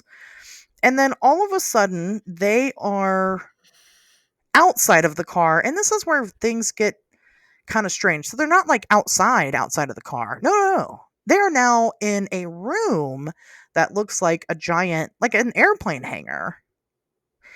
And it seems to be a very brief experience of being in this very strange, large room. He describes how the walls are, curved, of course, just like a hangar is, and things like that. This encounter itself, to them, seemed to last about 15 minutes, and before they know it, they are now back in the car. And the mother and the grandmother have now switched seats. One of them was driving originally. Now whichever one wasn't is now in the driver's seat. And 3 hours have passed. So, do you want me to be a bummer now, or do you want me to like wait a little bit and be a bummer? Go ahead. Because this story has changed. So the earliest iteration of the Reed abduction story. So again, like there's Tom's mom, his grandmother, and then his brother Matthew are all in the car. Now, the earliest iteration of the Reed abduction that I am familiar with is MUFON case number 22994, Okay. which was officially filed April 27th, 2010. So, in that case, when they are discussing the 1969 abduction experience, it's completely different when they are returned. So in that Unsolved Mysteries episode, so basically by 2019, the story had become that they suddenly come to parked in front of the diner with the grandmother and the mother having switched seats. So the grandmother is now in the driver's seat, and they go on to say, well, that's especially weird because grandma didn't drive. Like that's not a thing that she ever did. So the aliens really fucked up, and they thought they were going to pull one over on us, but they put grandma in the driver's seat because I guess to racist fucking grays, all humans look the same, and we saw right through it. But when he's talking to MUFON, what Thomas says is that when he awoke in the car, he's still in the back seat with Matthew. His mother is in the front passenger seat, so like that much had still remained the same, I guess. Okay. But his grandmother is standing in the middle of the road. Weird. And so he says that he then left the station wagon to lead his grandma back to the car, but by the time he could reach her, she had stumbled into a store that sat by itself on the opposite side of the road. And when Tom got to her, she was holding onto a child's stroller, just moving it back and forth with her head down, sort of lost and scared. And so he walks her back to the car, and she breaks out into tears, but she gets back into the car. And at that point, his mother is awake and in the driver's seat. So that is fucking nothing at all. Yeah. Like the story had become by 2019. Wow. So there are major discrepancies that pop up, and they've been the driving force behind skeptics who remain dubious surrounding like the Reed abduction as described. So I'm just gonna I gotta say this, guys. This is why when you listen to these types of podcasts, you listen to podcasts that are hosted by people that actually investigate this stuff. It's because a good idea, yeah. Any other podcast probably doesn't mention that part. It's super important. Let's be honest. That is really important. I didn't know. I had no idea. I didn't do my job good this week, so you're gonna have to pick up. That's why we're a team. Exactly. Teamwork makes the dream work here. It happens. When one drops the ball, the other one picks it up and runs with it. Yes. No, that's actually a super important detail. So that's the original report, is that because Yes. that's a I mean, if I'm honest with you, that's a cooler story. It is way cooler. Like I'm picturing it like it's a movie, and I'm like, fuck, like I'd watch that movie. That'd be so creepy. what the fuck does grandma remember? Like she's like, what did she see? I don't know. I don't well keep in mind this story is never told until 40 years after it happened. Right. She's There is grandma's dead. no record whatsoever of this story existing prior to, it being told decades later. So, I think trying to remember exactly. I think sometime in the 90s that Tom may have started talking about it, and I'll see if I can look up exactly what form that may have taken. But as far as like official records that I could point to and be like, this is documentation of this event. It's like 2009. Wow. Um, so I'm guessing his grandmother was not alive by then. So by the time anybody was looking into this, I mean, key players are dead, unfortunately. It's been so long that I don't know how you could expect individuals to remember things with perfect clarity. Although I will say, when you put everybody's testimony together, it does match up, but at the same time, especially if you're looking at like the Unsolved Mysteries interviews, we don't know how much they talked to each other before that. I have a feeling that all of these different witnesses have had significant contact with each other, Yeah. and so I'm not saying they're making anything up, but what I am saying is there's a very high likelihood that they would have talked to each other enough for their stories to sync up. It's not as though they were all just discovered and interviewed separately without ever speaking to each other. Right. So Yeah. And like I said, this was very messy to research. Like I'm sad that I didn't that's fucking take the tough. time to do it because it is one of the messiest topics that I think I've ever looked into for the show. You know? Yeah, no, it's super fucking tough. Like I mean, because it was reported so long after the fact, Yeah.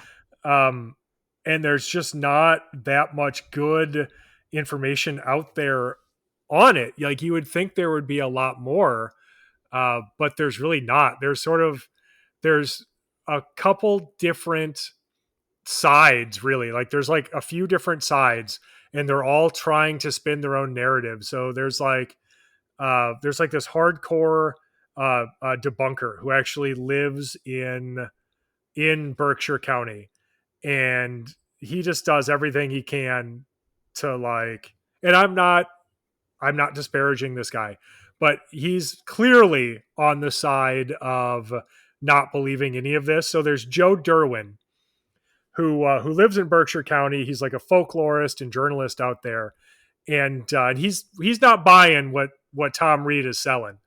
And then there's Tom Reed, who basically is sticking by the story and saying this is exactly how it happened. And if I get the feeling if you mention things like discrepancies in the different reports, he's not having that. So Yeah. nothing new as far Yeah. as like ufology goes. We should be used to that by now. Right. And He then I did notice that he is mhm, very attainable. So like we could ask him to come on the show and he probably would. But I don't like to I don't like to put people. It's why I've never had a flat earther on the show, is because I will fucking rip them a new one. Everybody. You know what I mean? So like I'm not a huge fan. I mean, we've got Fringes of Reality, and me over there is definitely 100% me as the investigator, not as the show host. And it's not going to be fun for you guys when I ask the hard questions. It can be very difficult, and I don't want to put anybody on the spot and make them feel like they're put on the spot. But just getting Tom's story together, there's a lot of discrepancies. I mean, so in that original MUFON report, does it report three different, I guess crafts is the best way to say it. Three different, like we can't say that both the orbs were crafts, but they probably were. um It mentioned, well, there are 3 different abduction experiences mentioned. And then in terms of craft for the 1969 abduction, Right. yeah, I mean, there are definitely multiple. Okay. And they're basically as described by you. What was interesting was the way that they described the orb, that orange orb, as seemingly having almost this like immateriality to it. Like it's a solid object, but the inside of it was like roiling, like Hmm. waves in the ocean, basically, is how they described it. Oh, Very- I found what I was thinking of. So according to this MUFON report, Thomas actually contacted the Miami MUFON chapter back in 1994. Now Okay. I don't have a record of that. And so I don't know if there was any official investigation done into his experiences at that time. Hmm. It sounds like he started attending in abduction experiencer group. And then it says something about like the investigation began. And so I have to wonder if the investigation, like basically, if what they're saying is the investigation begins in 1994 and then concludes with its filing in April 2010. I mean, I guess maybe that seems like a really long time, but stranger things have happened. Yes, I'm not going to go on the record and say that nothing happened to this man. I think something significant did happen to this man. Mhm. But when you are talking about such a gap in, from the events to the reports, things can change and not necessarily on purpose. Right. Just because he is trying to fill the gap in his memory. And again, you're talking this guy's 9 years old at the time that this happened. It's not like he was an adult when it happens, when our Right. memories tend to stick a little bit better. He was a child when it happened. But there are definitely some inconsistencies. I asked about the 3 crafts because what I found is that most people that have written anything about this, have reported anything about this, don't mention that there was 3 of them. They only mentioned 1. Huh. And I thought that Well, was odd. No, I didn't watch boo. the Unsolved Mysteries episode though either, so I don't know. I'd imagine that like I mean, it is Unsolved Mysteries, right? It's a show, but that's probably kind of more of like the official of what people expect the official story to be is from that episode, you know. I would imagine what I really like about the episode, and obviously we'll get into this uh, a little later, is the number of people totally unrelated to the Reed family who also had abduction experiences at that Yeah. time. There are 2 other people. Yep. Um, Yep. so So, really interesting. but before we get there, continuing on with Reed, with old Tom Reed here, Tommy. Um. Oh. Okay. Yeah, my dogs have decided to start playing, so that's fun. They have a lot to say about this incident, I guess. They They must have do. watched the episode with you. So, um, the interesting thing about Tom is that this wasn't an isolated incident for him. Right. Allegedly, Well, he has experienced similar experiences in 1966 and 1967. him and his brother both. So Matthew is here for all of this. Yeah, and as far as I know, Matthew's never really gone on the record and talked about this. He's talked to MUFON some, but he Okay. he hasn't worked to make himself a public figure in the way that Tom has. At least not from what I've seen. Yeah, I mean, he's not going to come on the podcast, you know. That's Probably not. that's who I want to talk to, you know. I want to talk to the fucking grandma. Like I can't get over that. I can't get over. You ever seen Martyrs? I don't know. I don't The think movie so. the movie Martyrs? Oh man, you should check it out. And you should check it out with this bit in mind. And anybody who's seen it, I'm not going to spoil it, will know exactly what I'm talking about. The grandmother in the store pushing the stroller back and forth, like that is like the end of Martyrs, is what it reminds me of. Like that same feeling. I'm so disappointed that we don't know what she knows. So anyway, um, Okay. so very similar experiences. They didn't seem to be as memorable as the 1969 experience, like in the form of It seems maybe they both had some missing time, but no memories of what was happening during that missing time. To my knowledge, they just seem like UFO sightings, but especially I think the very first one was that they had both seen this UFO, I think, right outside of their house, and in 66, and then they had some missing time, and then that was that. Oh, they get deep into it. So for the six, okay, according to this MUFON report, Okay. in 1966, so Thomas and Matthew are in their shared bedroom, and these orbs suddenly appear. So these are orbs that are similar to like the weird orb that would have been seen during the 1969, you know, quote unquote non-abduction. I don't know why they are so resistant to calling it that, but anyway, so the orbs seem like solid glass, but without density.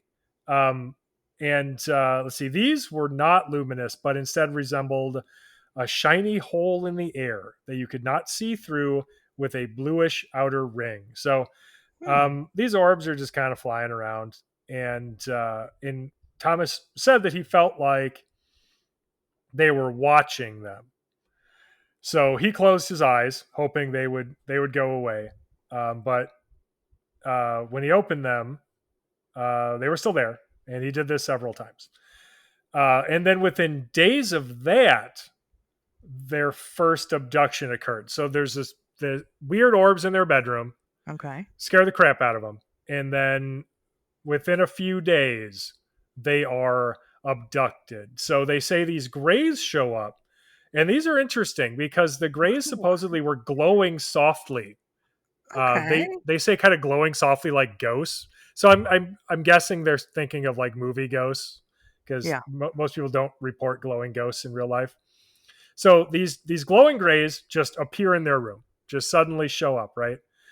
And Thomas says he recalls this bright light, and then within seconds, the boys were outside their house in a field along a tree line on the edge of their family's property. So they kind of recognize where they are, and at this point, the grays are still there, but they're not glowing anymore. And so they got a better look at them, right? And they looked like they were wearing a mask or headgear, which they kind of kept on at all times, which is also unusual because you don't hear that shit very often, do you? Yeah. Right. And so they lead them to this small clearing, and there's a craft there. And so they basically, long story short, they take the boys onto this craft. They do a bunch of weird gray shit. So like they separate them, and Matthew gets taken into a different room. It's not like weird or gross or anything, as far as we know. Like Matthew gets taken into a different area.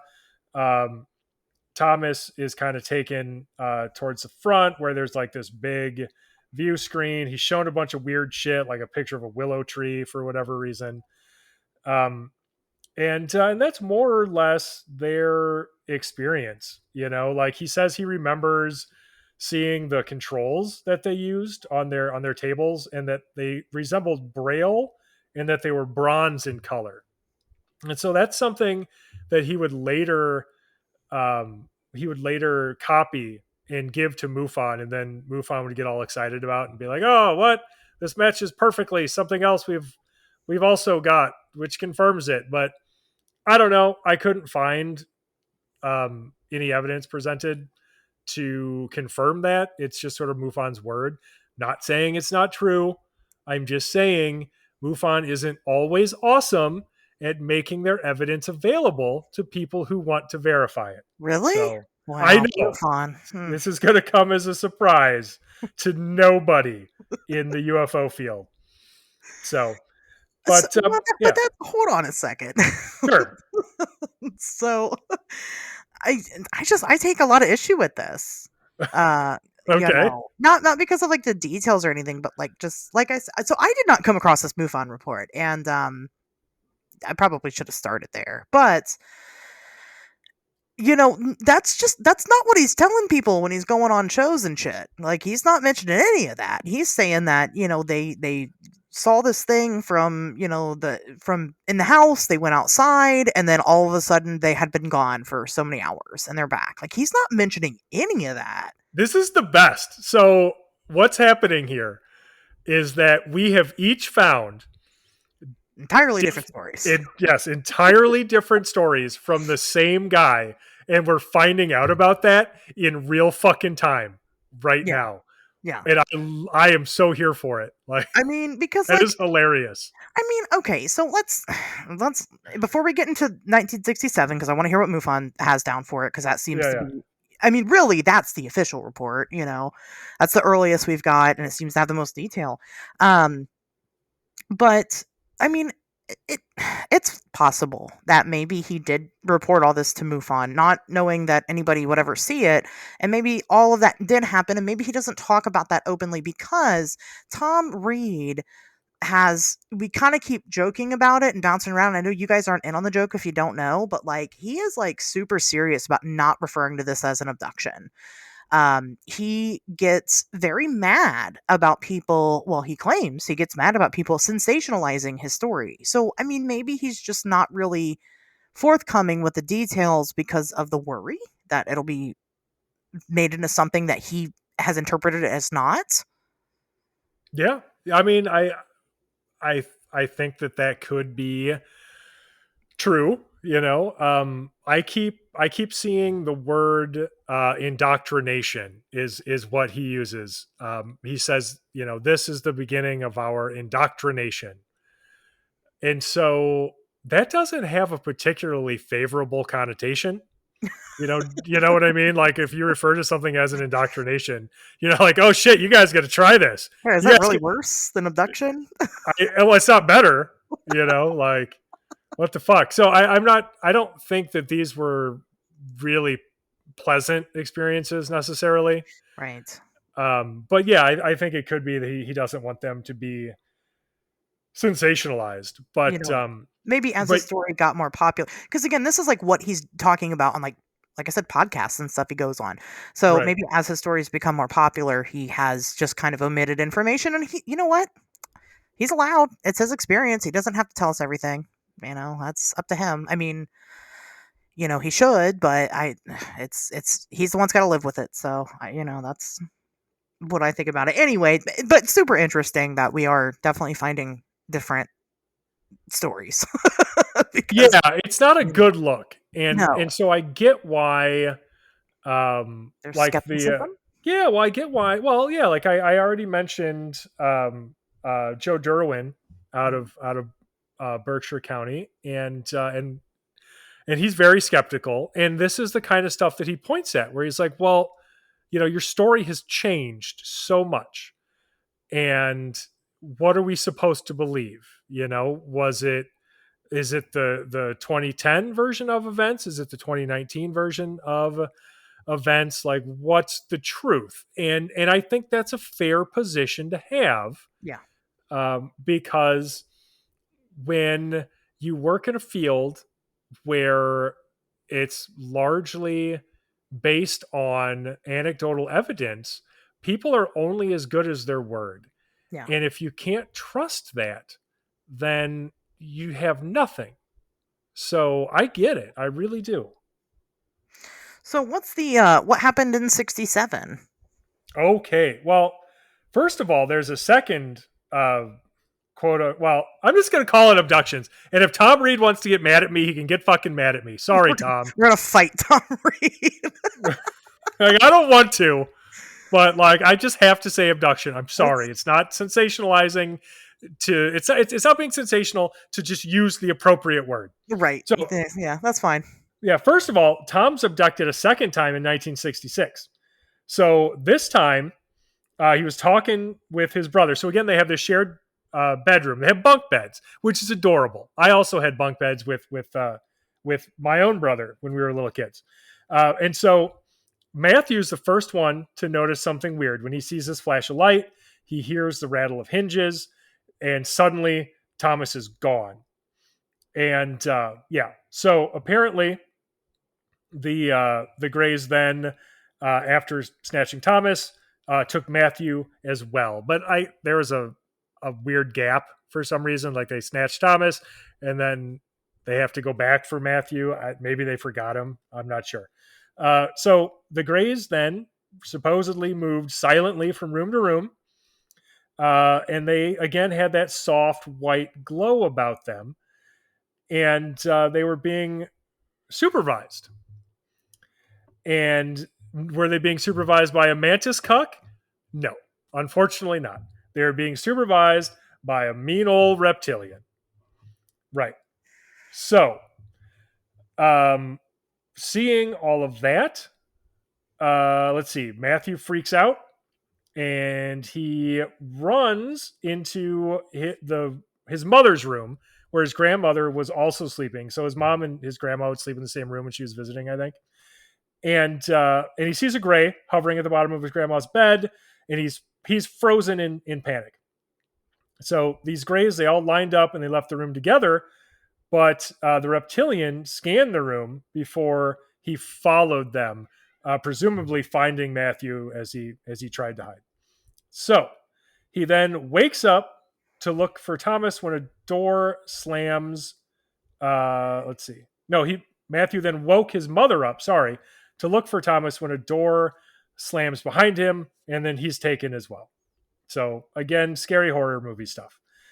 So at that point, his mom and grandma, or their mother and grandmother, so because Tom and Matthew are both gone at this point. So Nancy, that's their mom's name, and their grandmother, who's never named, by the way. Like, they don't name her from what I remember in the Unsolved Mysteries episode.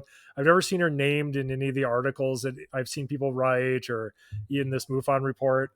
Maybe it's because she had passed away or something and it just felt disrespectful. I don't know. But anyway, she's never really named from what I've seen. So they freak out. They start searching like the entirety of the house. They start looking outside. And they're just in a panic, right? So hours pass, and suddenly they see the boys standing in the driveway, like staring at each other, all pale and frightened. So they take him inside, like give him some juice. I swear to God, literally, like they take him inside and give him some juice and like some aspirin, and they just go back to bed. So that's weird. Let me see. Now, 1967. Okay, no, hold on. Yeah. We can't. What the fuck? I told you there's a lot going on here. You know, I feel betrayed. I feel lied to. That's how I feel. Tom Reed. I feel lied to. And, I don't like that. I don't like, this is all way more significant than what the fuck he described happened in 1969. Like, that doesn't seem like anything compared to this. Right. Well, the thing is too, based on this report, I have a feeling that the 1967 abduction is the same one as the second 1966 one that I just talked about. Huh. I think somewhere along the line, the 1966, the second 1966 one became the 1967 one. Okay. All right. I'll let you do the 1967, then I'll get mad about it. No, I mean, like, they're the same thing. Oh, they are the same thing. Okay. I think that, like, okay, so there's the first abduction in 1966, and then in this MUFON report, they talk about a second abduction in 1966. But every other source I've found, similar to you, has talked about a second abduction in 1967. And so I think the second 1966 abduction referenced in this MUFON report and the 1967 abduction referenced everywhere else are the same abduction, just stated at as occurring at different times. So another discrepancy, basically. Did I mention to you guys how messy this is? Wow. Okay. Right. And then that catches us up to 1969, basically. I mean, right now I'm starting to think Grandma is a gray. She might be reptilian. She might, yeah. Old Meemaw Reed, since we can make up our own name for her. That's what I'm calling her. Is it mean to refer? Well, never mind. She's not. I wanted to make another mantis cuck joke, but that's somebody's grandma, and I'm not going to do that. That is somebody's grandma. That's rude. Yeah, fuck that shit. That's No, I'm sure she was a sweet, sweet lady, loved by everyone, and now I'm going to leave it at that. Believe it or not, we do have standards here.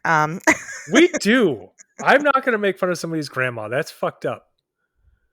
I'm gonna call her Meemaw Reed. Okay, all right. That's So fine. then, That's not making fun of her. That's just cute. That's just a cute name for a grandma. so there isn't a 67 in the MUFON report.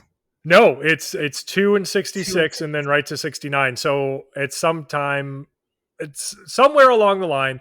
The timeline was revised to an abduction in 66, another in 67, and then a third in 69.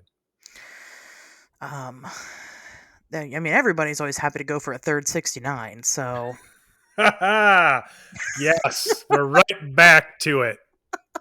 trying to get those jokes in where I can. So what happens in the MUFON report per 69? Is there anything that when I gave that retelling that I missed, because now I'm not feeling so confident in what I've learned? So Yeah, I mean that's fair. So okay, obviously there is the weird discrepancy with what happens when they get at back. the end, yeah. Right? Yeah. So other than that, let's see. No, I mean there's the craft, which in this report it's the main craft, the enormous craft, is described as looking like a flying strip mall.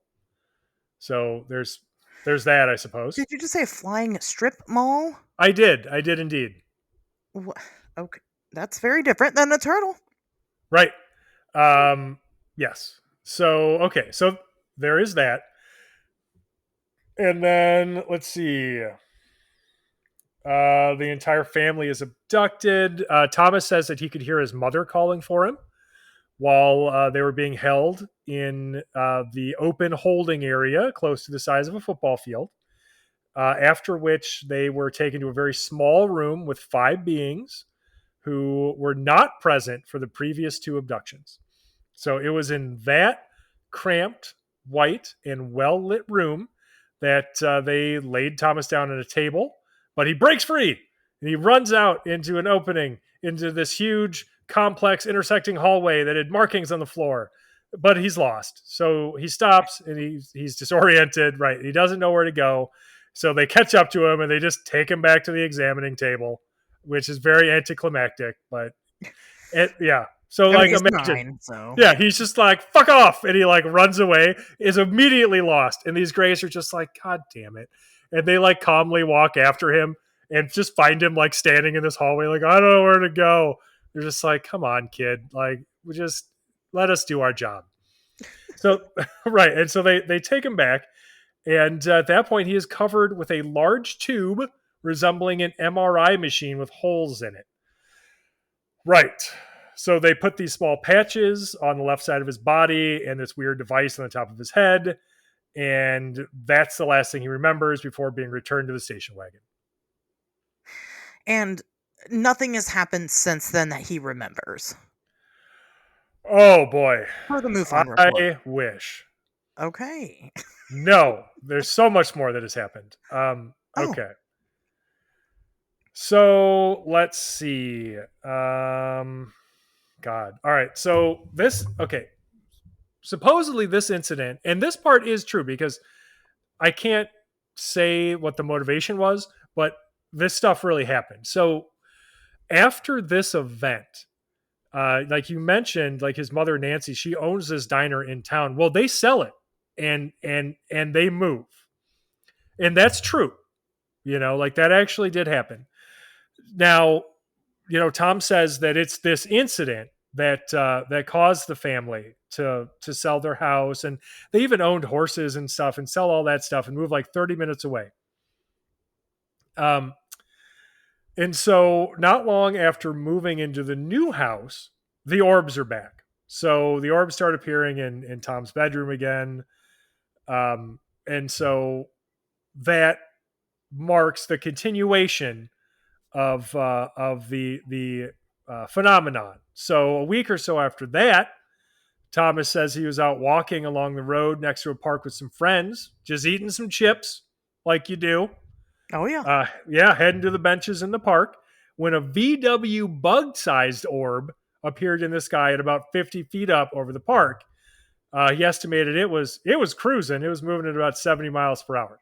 So it like flies at their group and then turns left before flying parallel to the ground until it had to rise up to clear a house at the bottom of this hill. And so it has the swirling in it that was mentioned before, right? Like the insides are weird and roiling. So it's like a mixed orangish red, but there was no heat that they could feel, and it wasn't making any sound. So no real mention of this was made. Apparently, and I don't know if this is true for all of the experiences and why they weren't talked about more earlier, but Thomas says that his stepfather had political aspirations. So he would then run on the Democratic ticket to be elected mayor of the town that they moved to. And so that's why he didn't want to talk about that. Okay. And so like literally this kind of stuff continues, until he has this motorcycle accident. So he's actually banged up pretty bad. He had to go to the hospital, and then 10 years of no aliens.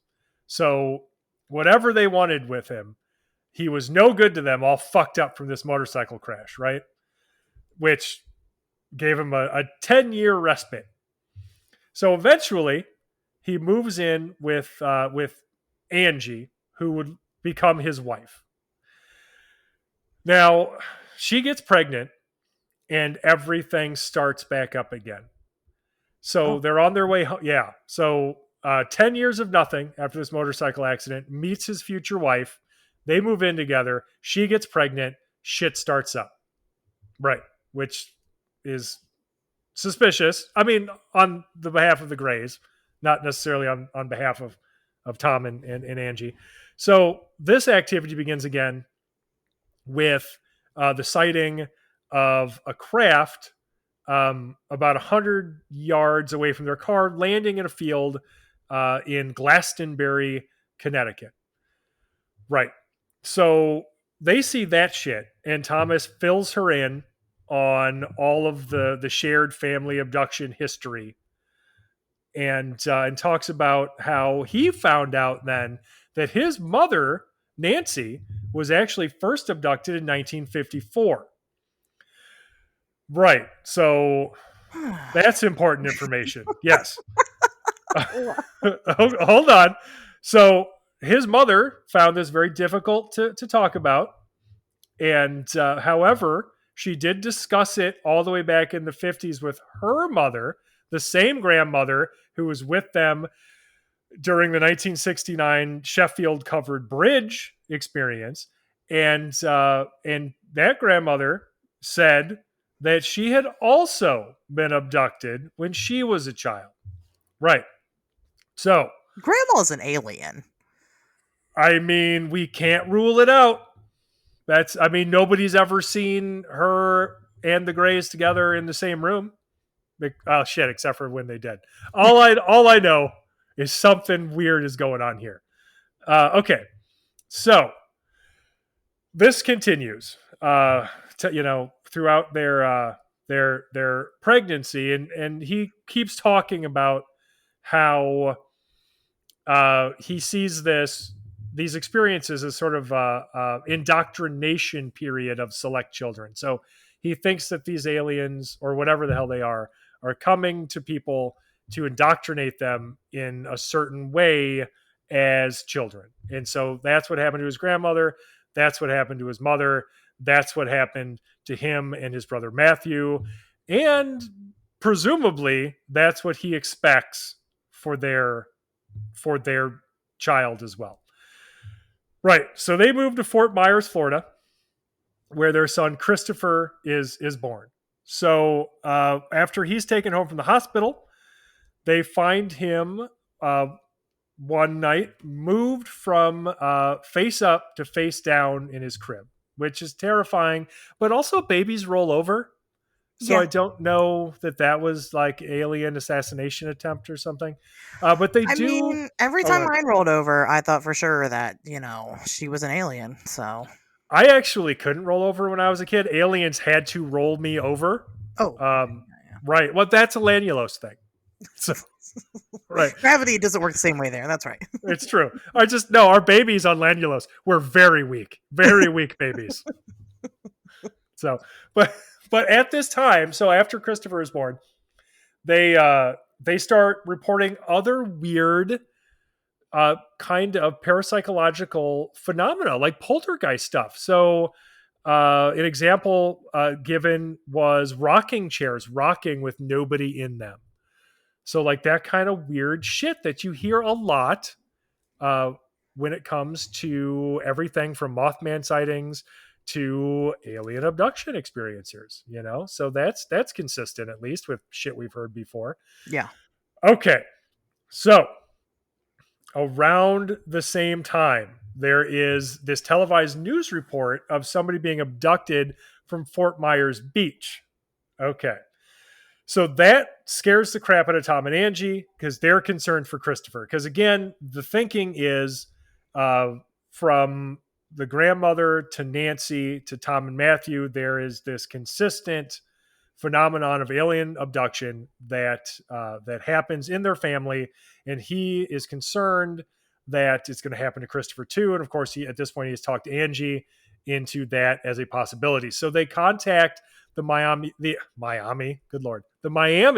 MUFON chapter in 1994, and that's when they start attending this abduction experiencer group in Fort Myers. So that's also when he reportedly handed over the drawings of the symbols that I mentioned before from his prior abduction experiences back in the 1960s, right? And so this is when MUFON gets them and looks at him and is like, oh, this matches some shit that we've seen before that we're not going to show anybody else. Oh, amazing. Okay. Right. Well, I mean, that's just how it goes, right? Okay. So that apparently is all very, very exciting. Thomas begins working with Mary Zimmer, who's the MUFON Assistant State Director for Florida, also at that time. And coincidentally, Angie is sick of all this shit. And she's just done with it. She's like, I don't want to do alien abductions anymore. I didn't sign up for this. I want a divorce. So they get divorced. Yes. Chris stays with Thomas. So, which makes sense, I guess, because are the aliens going to be able to find Christopher if he's with Angie? Her family doesn't have the history of abduction. So if you want to make sure he gets abducted, he's got to stay with Thomas. Yeah. Yeah, that's the only logical step. I mean, yes. All right. And so apparently Christopher is also some kind of like, super kid who scores really high in math and is very smart. So probably alien genetic tampering going on there. Oh boy. All right. But okay. And it keeps going. I don't think we have so much left.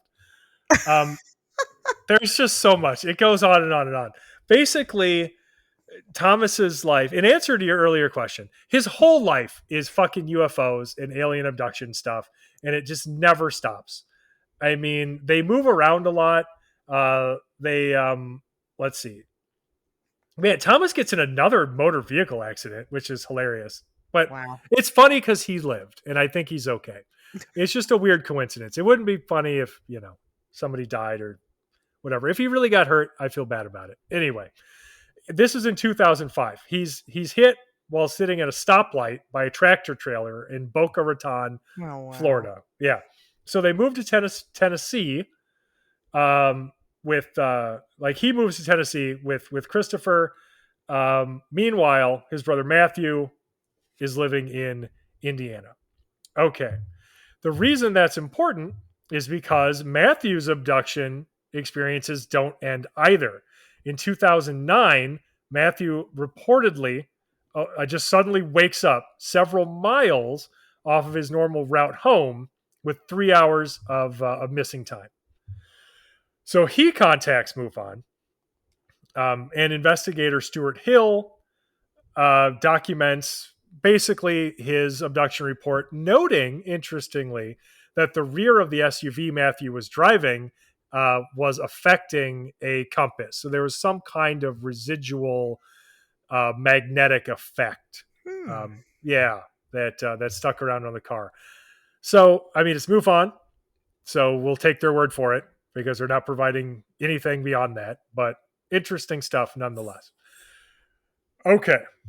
So Thomas and Matthew still talk to each other, and they talk about their abduction experiences, and encourage each other to file a report with MUFON. Right. So, any questions so far?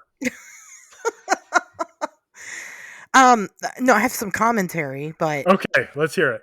okay. So one of the things that I will say is that a lot of what he's reporting, which you kind of touched on, is not really unusual for people who have been abducted or indoctrinated, whatever you prefer. Yeah. We definitely see that kind of activity over and over and over again. And that type of stuff that's something that that's something that I know. That's something that probably a decent amount of our listeners know, but that's not something that, somebody who just kind of thinks that, sci-fi movies are cool would usually know. It's something that you kind of learn when you start researching hundreds of different, anomalous phenomena cases, is that these things tend to have, they tend to come into your life and stay in your life forever. Right. Of note, Thomas Reed, as far as I can tell, has never published a book. He, I don't believe, has his own podcast. He's not like generating content based off of these supposed lifelong experiences. Right. So for him to make all this stuff up, which does seem, it seems like a lot, but for him to make all this stuff up, I mean, he would have to have some type of motive, and attention and or money doesn't seem to be any type of motive, because he hasn't really seemed to profit off of these experiences. In fact, like I said, and everything that I've read about the guy, it seems pretty cut and dry of his experiences. Right. So I find that interesting. Oh, for sure. I mean, if anything, this is probably costing him money. He's done some speaking engagements, but at like MUFON stuff, that's not making him rich, Much later in 2015, when the commemorative park is named at the site of the 1969 abduction, everything had to be donated.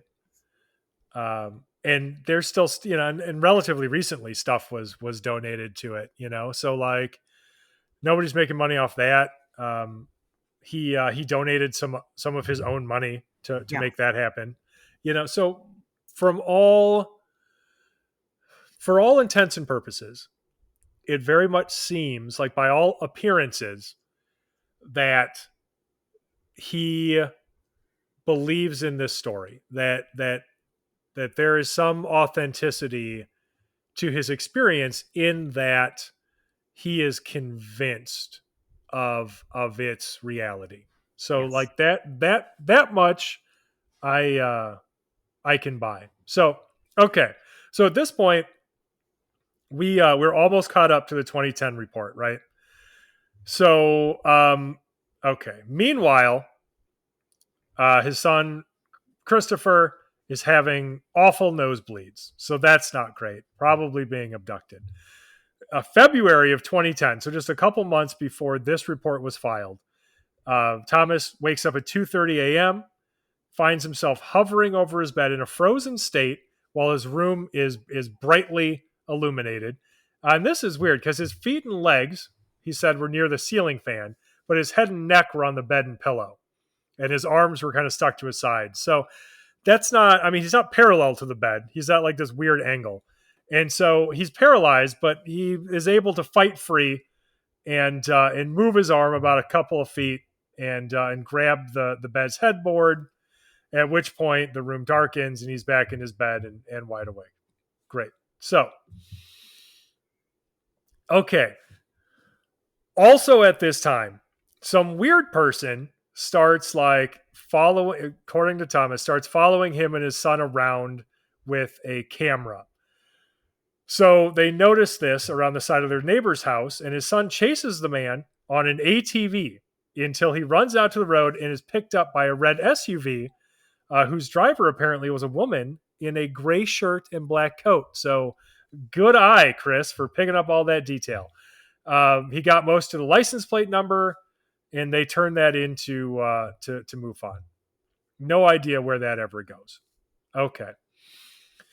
Thomas has another weird experience.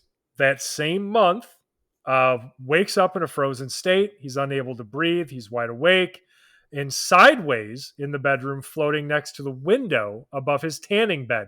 Can we just take a second to recognize that Thomas has a tanning bed in his bedroom? He's got to keep his tan. Look, I'm no judgment, but if you watch that Unsolved Mysteries episode, the guy does wear a lot of jewelry. And so I guess it's not a big surprise that he might own a tanning bed. Just like gold chains and stuff, right? He looks like the type. Weird rings. Yeah, totally. It's just whatever. It is what it is. Anyway, it's a good look. I'm not saying it's not working for him, but yes, tanning bed in the bedroom seems very, very apropos. Anyway. He is very tan. I'll say. Yes, that's what I'm saying. Okay. So at this time, the only thing he could move was his eyes. All right. That eventually comes to an end because he's not, to this day, still floating above his tanning bed. Although maybe, as a ghost, he might someday. Okay. So he continues working with MUFON. I'm skipping huge parts of this story, by the way, because there's so much that doesn't really matter. For our purposes. Yeah, I don't think you're gonna mind because oh boy. Okay. So now we get into some psychic stuff. So Thomas claims that he and his son Christopher have in the past both exhibited some form of capability with remote viewing. So specifically, Chris is better at this than his dad. Some of this is reportedly witnessed by the Knoxville Hypnosis Center, which, by the way, I gotta say, is partially responsible for this report and literally everything that comes after. Because while most of Thomas's testimony that we have heard was supposedly consciously recalled, he did undergo hypnotic regression, and so there's a portion of this that was said to have been recovered through that. If depending on where you land with hypnotic regression, that might color or even taint his testimony, even the entirety of it. But full disclosure, hypnotic regression is involved. Now, personally, I'm not a big fan of it, but it's not a hill I'm willing to die on right now. Sure. Okay, so also, Tom says that he will take a polygraph for the purposes of this report. And so MUFON has this polygraph office that's been in business for like 2 decades at this time. And it's owned and operated by a retired police officer. So the same officer discusses all of Tom's history and all of the weird events and abductions for like 3 hours with him before performing this polygraph test, which notably Thomas does pass with a reading of 99.9% accuracy. So that is the percentage to which the polygraph submitter believes that Thomas believes what he was saying. Okay. Whew. And so there we are, all caught up. 2010. Everything that has reportedly happened to Thomas Reed and his family to that point. Okay. Yeah, no, you don't see that in the other articles and shit, and You people don't don't see talk any of about it that. as much. Yeah. Yeah, no, none of that is ever mentioned. Wow. Okay. Well, that's well, we'll see you guys back here next Wednesday. Um no, there's Right. still more. There's still more. There's so much more. It never ends. Geez. So, okay, like I said, that's all super interesting. I do find the discrepancy strange. It looks like he is, well, supposedly intending on coming out with a book. Per his website, which is ufopark.org, Yep. it has a release date of 2024. It does look like he has dabbled a little bit in content creation. It looks like they had a UFO expo at some point, but it doesn't seem to be active now. In fact, on the website, if you like click on the link for it, it takes you to an old domain. So, I don't know. He's taking his time with it. Who knows? It's his story to tell. However he wants to tell it. I would be interested in reading it, especially if he's going to include all those stories. But I will tell you, the book is being marketed as just around that encounter. So we'll see. We'll see what happens. Polygraph test, as you guys should know, is very much a pseudoscience. Ooh, I know people hate that, but it's true. Just because someone passes a polygraph test doesn't necessarily mean that what they're saying is 100% factual information. So take it with a grain of salt. Sometimes it simply means that they just believe that it happened to them, regardless of whether or not it did. And Right. sometimes it's just pure dumb luck that you pass it. I mean, there's a reason why we don't use them in criminal law. So True. there's that. Um, well, with that being said, let's move away from Thomas. We've spent enough time on him, yeah. Yeah. He's, like I said, he has gone on to be angry about the way his story's been sensationalized. Hopefully, then he will tell his story the way that he sees it should be told. We are going to shift gears a little bit to a teenager by the name of Melanie Kirchdorfer. Is that how you say that? Melanie Kirchdorfer. We're going with that. Okay. So we're going back in time. They're not in 2010 anymore. Now we're back September 1st, 1969, the night of the UFOs in Right. Berkshire County. Melanie and her family are having a night out on the town. They are just doing usual family stuff. They go and get some ice cream. They decide that they are going to go to the local lake there, Lake Mansfield. Just enjoy their time. And as they pull into the parking lot there at Lake Mansfield, Melanie's father, pulls into the parking lot, and all of a sudden, guess what? A crazy beam of light starts passing over their vehicle. And like you do whenever a beam of light is on you, everybody starts panicking a little bit. They're like, what the fuck is going on? Nobody knows what's going on.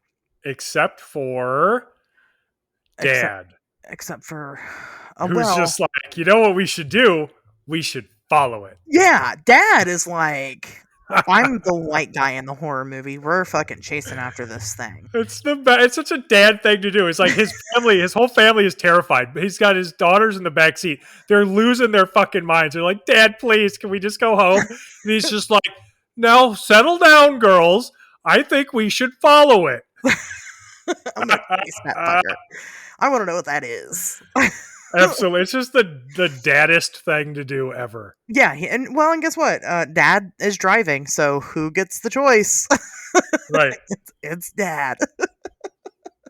But everybody else is like losing their shit. They're like, yeah, no thank you. But of course, Dad starts chasing this light, and then much like kind of like the Reed story and how it's told, the memory kind of shifts and kind of gets weird and blurry. Melanie remembers levitating above the car to the ship. And then she also remembers, it being inside of the ship and being laid out on a table. Right. But she's not the only person there. Like, she's definitely not the only human there. There are multiple kids also aboard this ship at the time. And as she recalls it, the kids are kind of disappearing one by one. Either, they're being taken in other rooms, or they're just, I don't know, just literally disappearing, being put back onto Earth. I don't know. Right. But she kind of remembers this. It's very vague and weird. But then of course she would eventually be, after the Greys do what they do.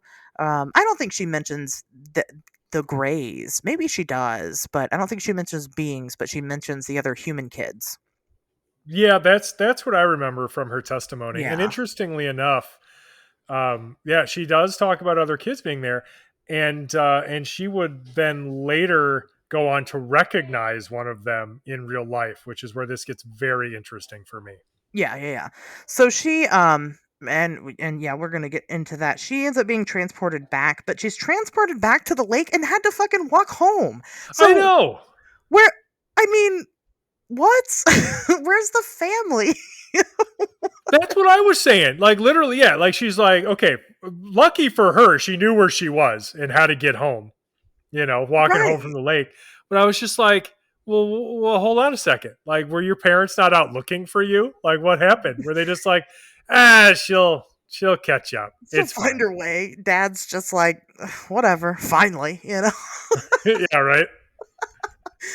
I mean, the family, to my knowledge, hasn't come forward and been like, well, yeah, we were also on the ship. Dad never said what happened. I mean, what the fuck? And then they just leave? She gets taken to the ship. They're just like, whatever. They just go home. Okay. I don't know, but this is how Melanie tells it. She was, I believe it said she was 14 at the time, very much a teenage girl. Yeah. And she walks back home. But again, that is not the super interesting part. It is. It gets a lot more interesting with Melanie's story. But at the same time, something else is happening to another Tom, not Reed. We're done talking about him. Tom Warner. Okay. Yes. So Tom Warner is at the neighbor's house at the time, and I believe he's only 2 miles away from the Lake Mansfield area. And so he's at the neighbor's house, Jane Shaw, which is weird because, like, every time I read about this, he's always like, well, me and Jane, like, he makes up a weird excuse as to, like, why he's at Jane Shaw's house. I think they were getting high. I don't know. He was also very young, He but was like, like not even 10. According to the interview that I watched on Unsolved Mysteries, he was over there because he liked to color with, like, yeah, at their house, they would like with, do. with crayons, Well, he ended up being an artist later on, so they would, like, do little arts and crafts and shit. But like, Yeah. every time I've heard him talk about it, or I read several articles about him and him recounting a story, he's always like, he always makes it a point to stop and be like, it wasn't weird at all that I was at Jane Shaw's house. Like, that was totally normal. Like, and it's like, what were you guys doing? Yeah, like nobody thinks that's weird, dude. Like Like, it's normal for kids to hang out with other kids. literally nobody cares. It was so weird. But anyway, that's not the weirdest part of the story. So Tom is over hanging out with Jane, they're coloring or whatever, and all of a sudden, the way that he describes it, receives a telepathic communication in his head, and that communication is telling him that he needs to run home. Yes. So he doesn't question it at all. He's like, okay. Well, he thinks it's the voice of God at first. Well, when you're young like that and you live in small town America, yeah, you probably do. Well, I just think it's interesting that his mind doesn't go to fucking space aliens immediately. No. He's just like, oh, this is a religious experience. Like, this is the voice of God. Yeah. I should do what it says. So Yeah. he takes off. He does, and he doesn't. So obviously it's not just him hearing the voice itself. It's just the whole feeling of like, oh, I better listen. Right. And yeah, he does. He runs out the door. He takes off. Jane's kind of like, okay, all right. He doesn't say anything to her. I don't think. I think he just fucking dips out. He's just like, I gotta go, and then he runs away. Yeah. Gotta go. And takes off. And so he runs outside, and he's running as hard as he can. Except he's not getting anywhere.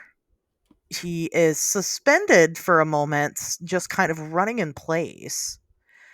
And he does this for about a solid 5 minutes. And all of a sudden, well, guess what happens? Guess who shows up? Fucking Grays. I was going to say, it's Melanie's dad. Oh, shit. Following the beam of light. I guess he didn't make it that far. I don't know. But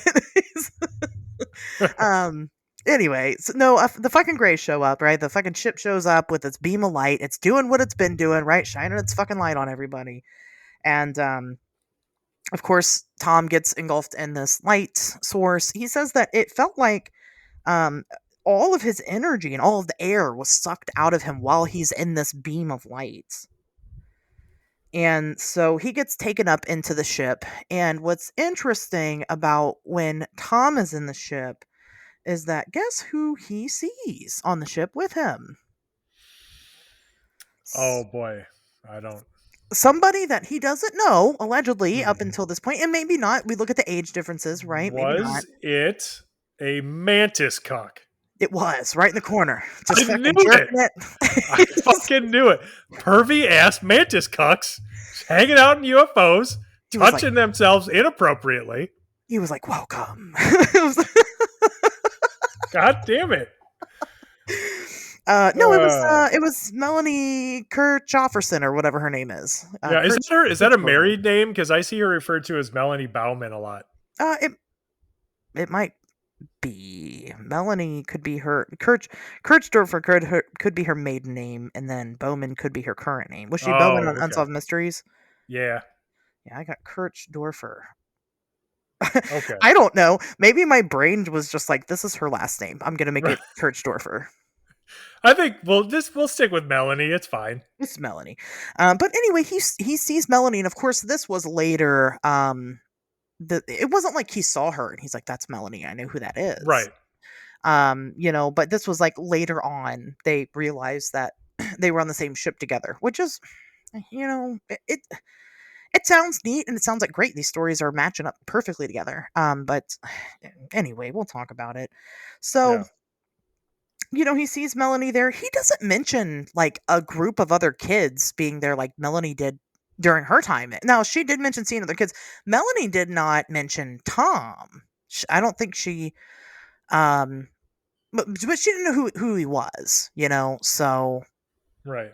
She just sees kids coming and going off the ship. But, he sees this girl there. And then, of course, suddenly he is back outside. He's laying in the grass on the other side of the property.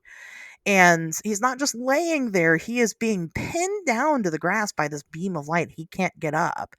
And I think it was his brother, ends up coming up on the scene. And he's like, run. And he's like, I can't. Exactly. And the voice speaks to him again and says, I'll be done in a minute. That's my favorite part. 1,000%. That was coming from the fucking mantis cock. Just like, God damn it, mantis cuck. Like, it's bad enough you gotta abduct these kids, for God knows what. But then, you gotta pin to the ground. The kid wants to leave. Nobody's consenting to any of this, by the way. Kid wants to leave. And wouldn't even, kids can't consent to medical experiments, even if they wanted to.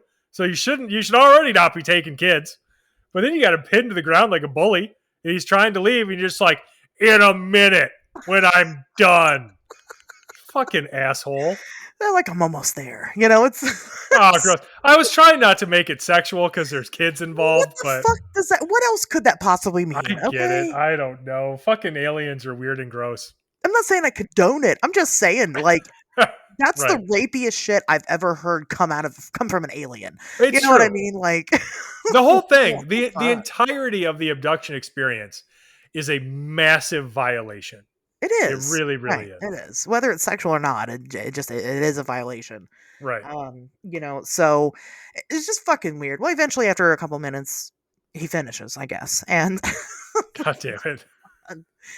And Tom is released. He's able to move again. Jane says that, she saw Tom just sporadically disappear. She didn't describe it as like him floating up into a ship or anything like that. She says he disappeared and then reappeared. So more like teleportation. And she says in the time period that he was gone was about 7 minutes. And I don't know what you did in high school, but we used to play this game called 7 Minutes in Heaven. And I'm just kidding. I'm not gonna go. I'm done now. He was 9. You're right. You're right. But anyway, Right. what the fuck? Why? I don't. What is it that they did to him on the ground that they couldn't have done in the ship? On all seriousness, it's Yeah. grossness aside. What's what was the purpose of that? It's baffling. It is. I don't know. There must have been some part of this undescribable process that needed to complete in order for him to leave, but I couldn't tell you what it was. Like, Yeah.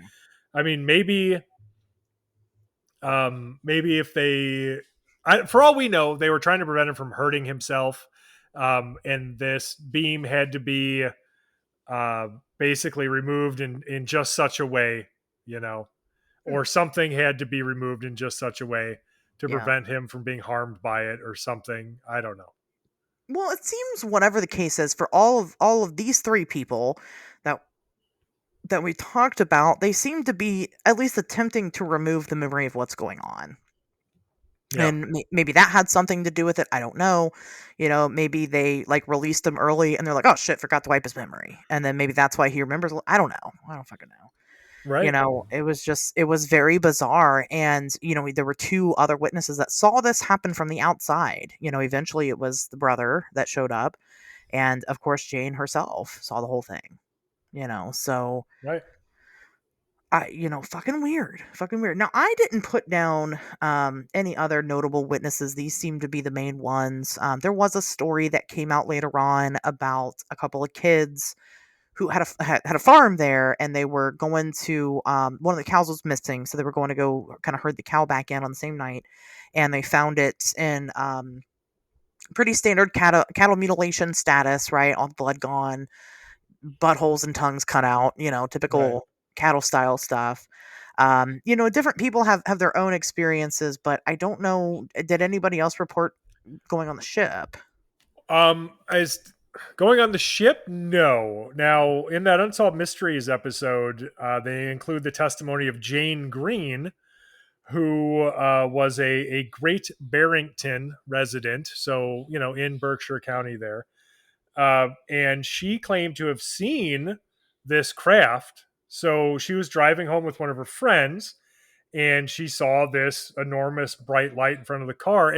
At first, when she was pulling up on it, she thought there had been an accident in the road ahead. Like, she thought that there was an accident and there were a bunch of emergency vehicles that were responding, until as she gets closer and closer, she can't even see anymore. It's so bright. And so she pulls over. She says she noticed another car in front of her that had also pulled over.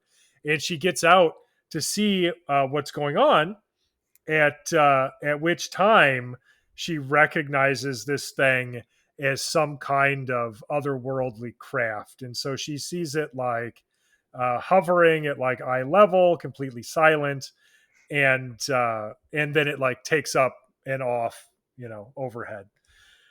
So that was interesting, in that it sort of corroborates the testimony of everybody else who's talking about seeing weird shit and then getting taken into craft. But she herself was not uh, abducted, to my knowledge.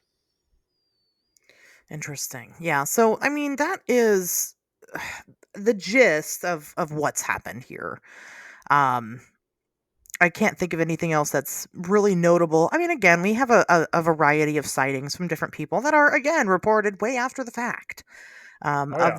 of this happening. So even the number of reports, we really can't pinpoint, where they are and who exactly all these people are. But it does seem interesting. It seems really interesting that these things were taking the kids. That's odd. That's an odd one. Um, Sure. Not I that mean, it oh, is strange, but they were abducting their parents too. So it would make me wonder if there was a history of abduction in all of these families, similar to what Thomas Reed was saying. well, so that's the big difference. Like you've got Thomas Reed's story, and then you've got Melanie and Tom Warner, and like the motive there seems way different than like the mode like in Thomas and Reed's story. It seems like it's a generational thing, whereas like Mm. with Melanie and Warner, it seems like it's more of a kids only club. And Yeah, then I mean, like cattle Melanie mutilation didn't. also. Yeah, well, yeah, and then fucking cow mutilation. Now, yeah, because I don't remember Melanie mentioning her parents or anything. So I guess I don't know if they were taken too. I kind of assumed that they were, but I don't have any testimony from them, so I don't know. Yeah, very it is a very interesting event. We don't really get a lot of these where you have multiple people. You don't really have a lot where abduction cases, just solo abduction cases, have a lot of UFO activity. You know, can it happen? Sure, but is that like the gold standard? Like you have somebody that's abducted and then you have a mass UFO sighting? No, not really. And then you pretty rarely get multiple people being abducted in the same vicinity to each other. You know, That's fucking wild. Like people who don't necessarily know each other either, because it was only after this experience that Melanie and Tommy Warner met, yeah. and they talk about how they didn't know each other before, Hmm. but when they saw each other for the first time, it was like Yes. they knew the other person, Yeah. and they kind of figured out it was because of this shared experience, which is absolutely wild to me. Like taking these people at their word, which I as far as how I investigate this stuff, I don't really invest a lot of belief or disbelief. I don't find either to really be useful in investigation. But what I do, like, which I'm sure is proceed as though what a witness is saying is true to their experience, unless I have evidence to the contrary. And when it comes to Tommy Warner and Melanie, we I don't have evidence to the contrary. Like I would proceed as though what they're relating is their authentic experience at this point, which is compelling to say the least. You don't hear a lot about people who fucking meet on spacecraft after being abducted and then recognize each other later. It's not unheard of, but Yeah. it's fucking very rare to say the least. I can kind of speak to this a little bit because I saw the Mothman, and I can tell you that when I encounter other Mothman witnesses, there is like a weird connection. Mm, And I don't know. I can take my bias out of it, right? And I can kind of look at it objectively and go, it could just simply be because it's somebody else who's gone through something that I've gone through. I can't sure. say that there's something beyond that to it. But I can't deny that, there is definitely something there. We tend to, I've never really talked to a Mothman witness that I didn't become friends with it long term, Um, and I don't know. I don't know how to describe it. I don't know. And it's like, I don't know how to describe it. It's weird is what it is. And you hit it off Sure. right away and you have this weird bond. So I don't know. But so things like that definitely do happen. But like I said, it could just be because can I say that I could call out a Mothman fucking witness in a room of 100 people? I don't know. I guess I've never really tested it. I do what I do, right? People know what I do. So when they're coming to me to report a Mothman sighting, of course that's the first thing out of their mouth usually. Right. So I can't tell you that I've ever seen someone and been like, "Oh, they've seen it. I know they've seen it." That hasn't happened yet. Maybe it will. That'd be cool. Sure. Call someone Fingers out crossed. in front of Yeah. a forum of people. Be like, "I know what you saw."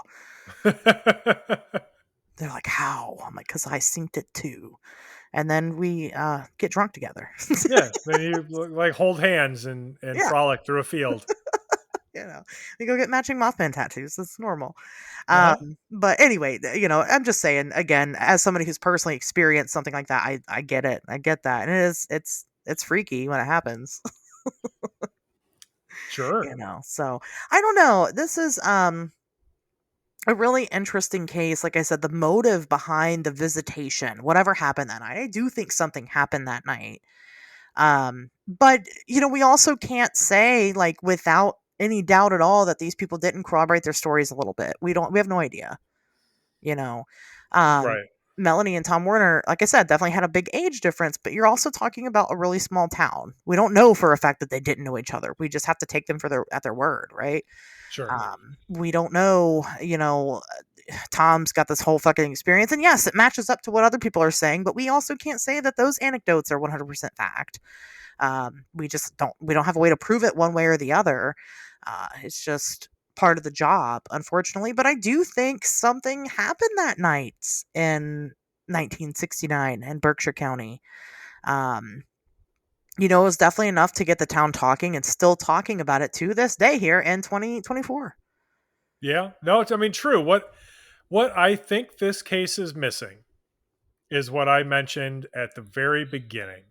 And that is literally any fucking thing at all to corroborate any of this from the time, like at the time that it happened. Yeah. So there's no newspaper reports, and people have looked like they don't exist. There's no newspaper reports. There's no police reports from that time. The police reports from that time exist, but there's no mention of this of UFOs. Same with the newspapers and things. There are archived newspapers from that time, but none of them mention any of this. We've got one supposed radio broadcast because one of the witnesses, and it was, boy, I want to say Jane Green, the UFO witness. Actually, she said that she went down to the radio station to tell the guy running it down there what had happened. And so I don't have any reason to doubt her, and I don't have any reason to say no, that didn't happen, and no, nobody mentioned it on the radio. But the unfortunate reality is we don't have any proof. I don't have anything I can point to say, see, look, all these people are talking about their experience, and at the time, here is some independent third-party record that shows, if nothing else, people were talking about this event on this date. There's nothing like that, Yeah. And that is a huge bummer, because I think it's what this case would need to Yeah. go from interesting story to very compelling, if not one of the most compelling UFO cases of all time. Yeah. And it has gone on to garner, more controversy in later years with that monument. The Yeah. monument was erected because not just because, but one of the things that happened, and one of the claims you'll see a lot, is that the historical society there had indicted the story as the first official UFO event, right? Yeah. And then there was a bunch of issues surrounding that because the officials of the town later recanted that and was like, yeah, no, it was just kind of we didn't really read what we were being sent. We just kind of signed off on it and we don't really endorse it, but it could be because they didn't want the attention, right? 2015 ended up being kind of we kind of started seeing this surge of like towns embracing their monsters, and maybe they didn't want that type of publicity. I don't know. I don't know why they got angry about it, but the monument was removed, eventually. And um, anyway, that's a whole ordeal. We've talked enough about Thomas Reed, but he's involved with all that. And Well, I was just going to say, like that memorial park or whatever they have there, yeah, that still exists. So there's it land does. that Yeah. that Tom leases from some nearby property owner that is this Sheffield Reed abduction memorial park thing, and there is stuff on there that has been donated by various parties, but yeah, back in 2015 when this all came about, when this park was first like coined, right? Or when the FARC, my God, when the park was created, I almost said FARC. Like, what is that? A combination of like a fart and a park? Like, Fart. Yeah. excuse me, I just farked. I farked. Yes. Look at that guy. You could just tell he farks. Anyway, right. So, all right. Back on track. 2015. The park is first created, and there is this huge like stone slab with a plaque in it that is donated as part of the memorial park, but its placement was the issue. So the city or town of Sheffield, I don't know how big it is, was saying that it was on like their causeway. So it's on property owned by Sheffield. And so they're like, "Hey, dude, you got to move this. And if you don't move it, we're going to move it for you." So it remains unmoved. And the town of Sheffield's like, "Well, fucking A, man. We told you it's on our property. We don't want it there because we're the town of Sheffield. We're not the Reed Abduction Memorial fucking park." So they removed it. I don't remember where they put it, but that's why it got taken away. So if, Tom Reed would have moved this thing over, I don't know how many feet it needed to be moved, but probably not that far, then it would still be a part of the park. Yeah, the park where it's at right now is the bridge where allegedly him and Stanley were abducted. Right. So, it's an interesting spot. You can go check that out. You're not trespassing if you do. Um, but it seems like people aren't really interested in their little area being known for this. So, try to talk to the locals, be friendly with them, be nice, but don't demand anything, because it seems to be kind of a sensitive subject for folks. So that's okay. It's understandable. Right. I mean, Um, some people there are into it. Like when they removed the stone monument, mhm. people were writing into newspapers to be like, Yeah, "Hey, you should put it back." And yeah, these are locals, yeah. so not everybody hates it, but yeah, I'm sure that there is a certainly a segment of the population, just like there is anywhere. Like most people, if they move somewhere and it's not a tourist attraction, they definitely don't fucking want it to become one. Oh yeah. So I Oh get yeah. it. Well, and just a lot of these small towns and stuff, they still have that small town mentality, and it's just it's kind of part of it. It's tough not to go to Point Pleasant and be all about Mothman, but the reality is that you should be talking about Mothman and the Mothman safe places. Don't go down to Tudor's Biscuit World and start talking about Mothman. They're not there for it. But do go to like the museum or fucking the place that sells Mothman cookies. Like obviously they're there for it. I'm gonna go directly to that biscuit place and I'm gonna introduce myself as Mothman. Oh my god, Tobias, I didn't think about that. You've never had Tudor's Biscuit World, have you? I have not. Is it Oh good? my god, we're doing it. All right. Yep. It's gonna ruin your life though, because once you get back home, you're gonna be like, "Fuck, we don't have that here." Oh man. So, just be ready. Anyway, Well, good to know. put it I've on the got list. like 3 or 4 weeks until my life's ruined. Cool. You have the best day of your life, and then immediately after the worst. Yes, the best day of my life, and then every other day is just Right. progressively worse. That's all you think about. It'll be tough. Anyway, so Yeah, again, it's free to visit. Definitely go visit. Tom, his story's not over. Clearly, eventually he'll come out with more. I'm sure. Fuck it, I'll buy his book when it comes out. We'll read. I'd rather read that than Imminent. Just, just saying. Wow.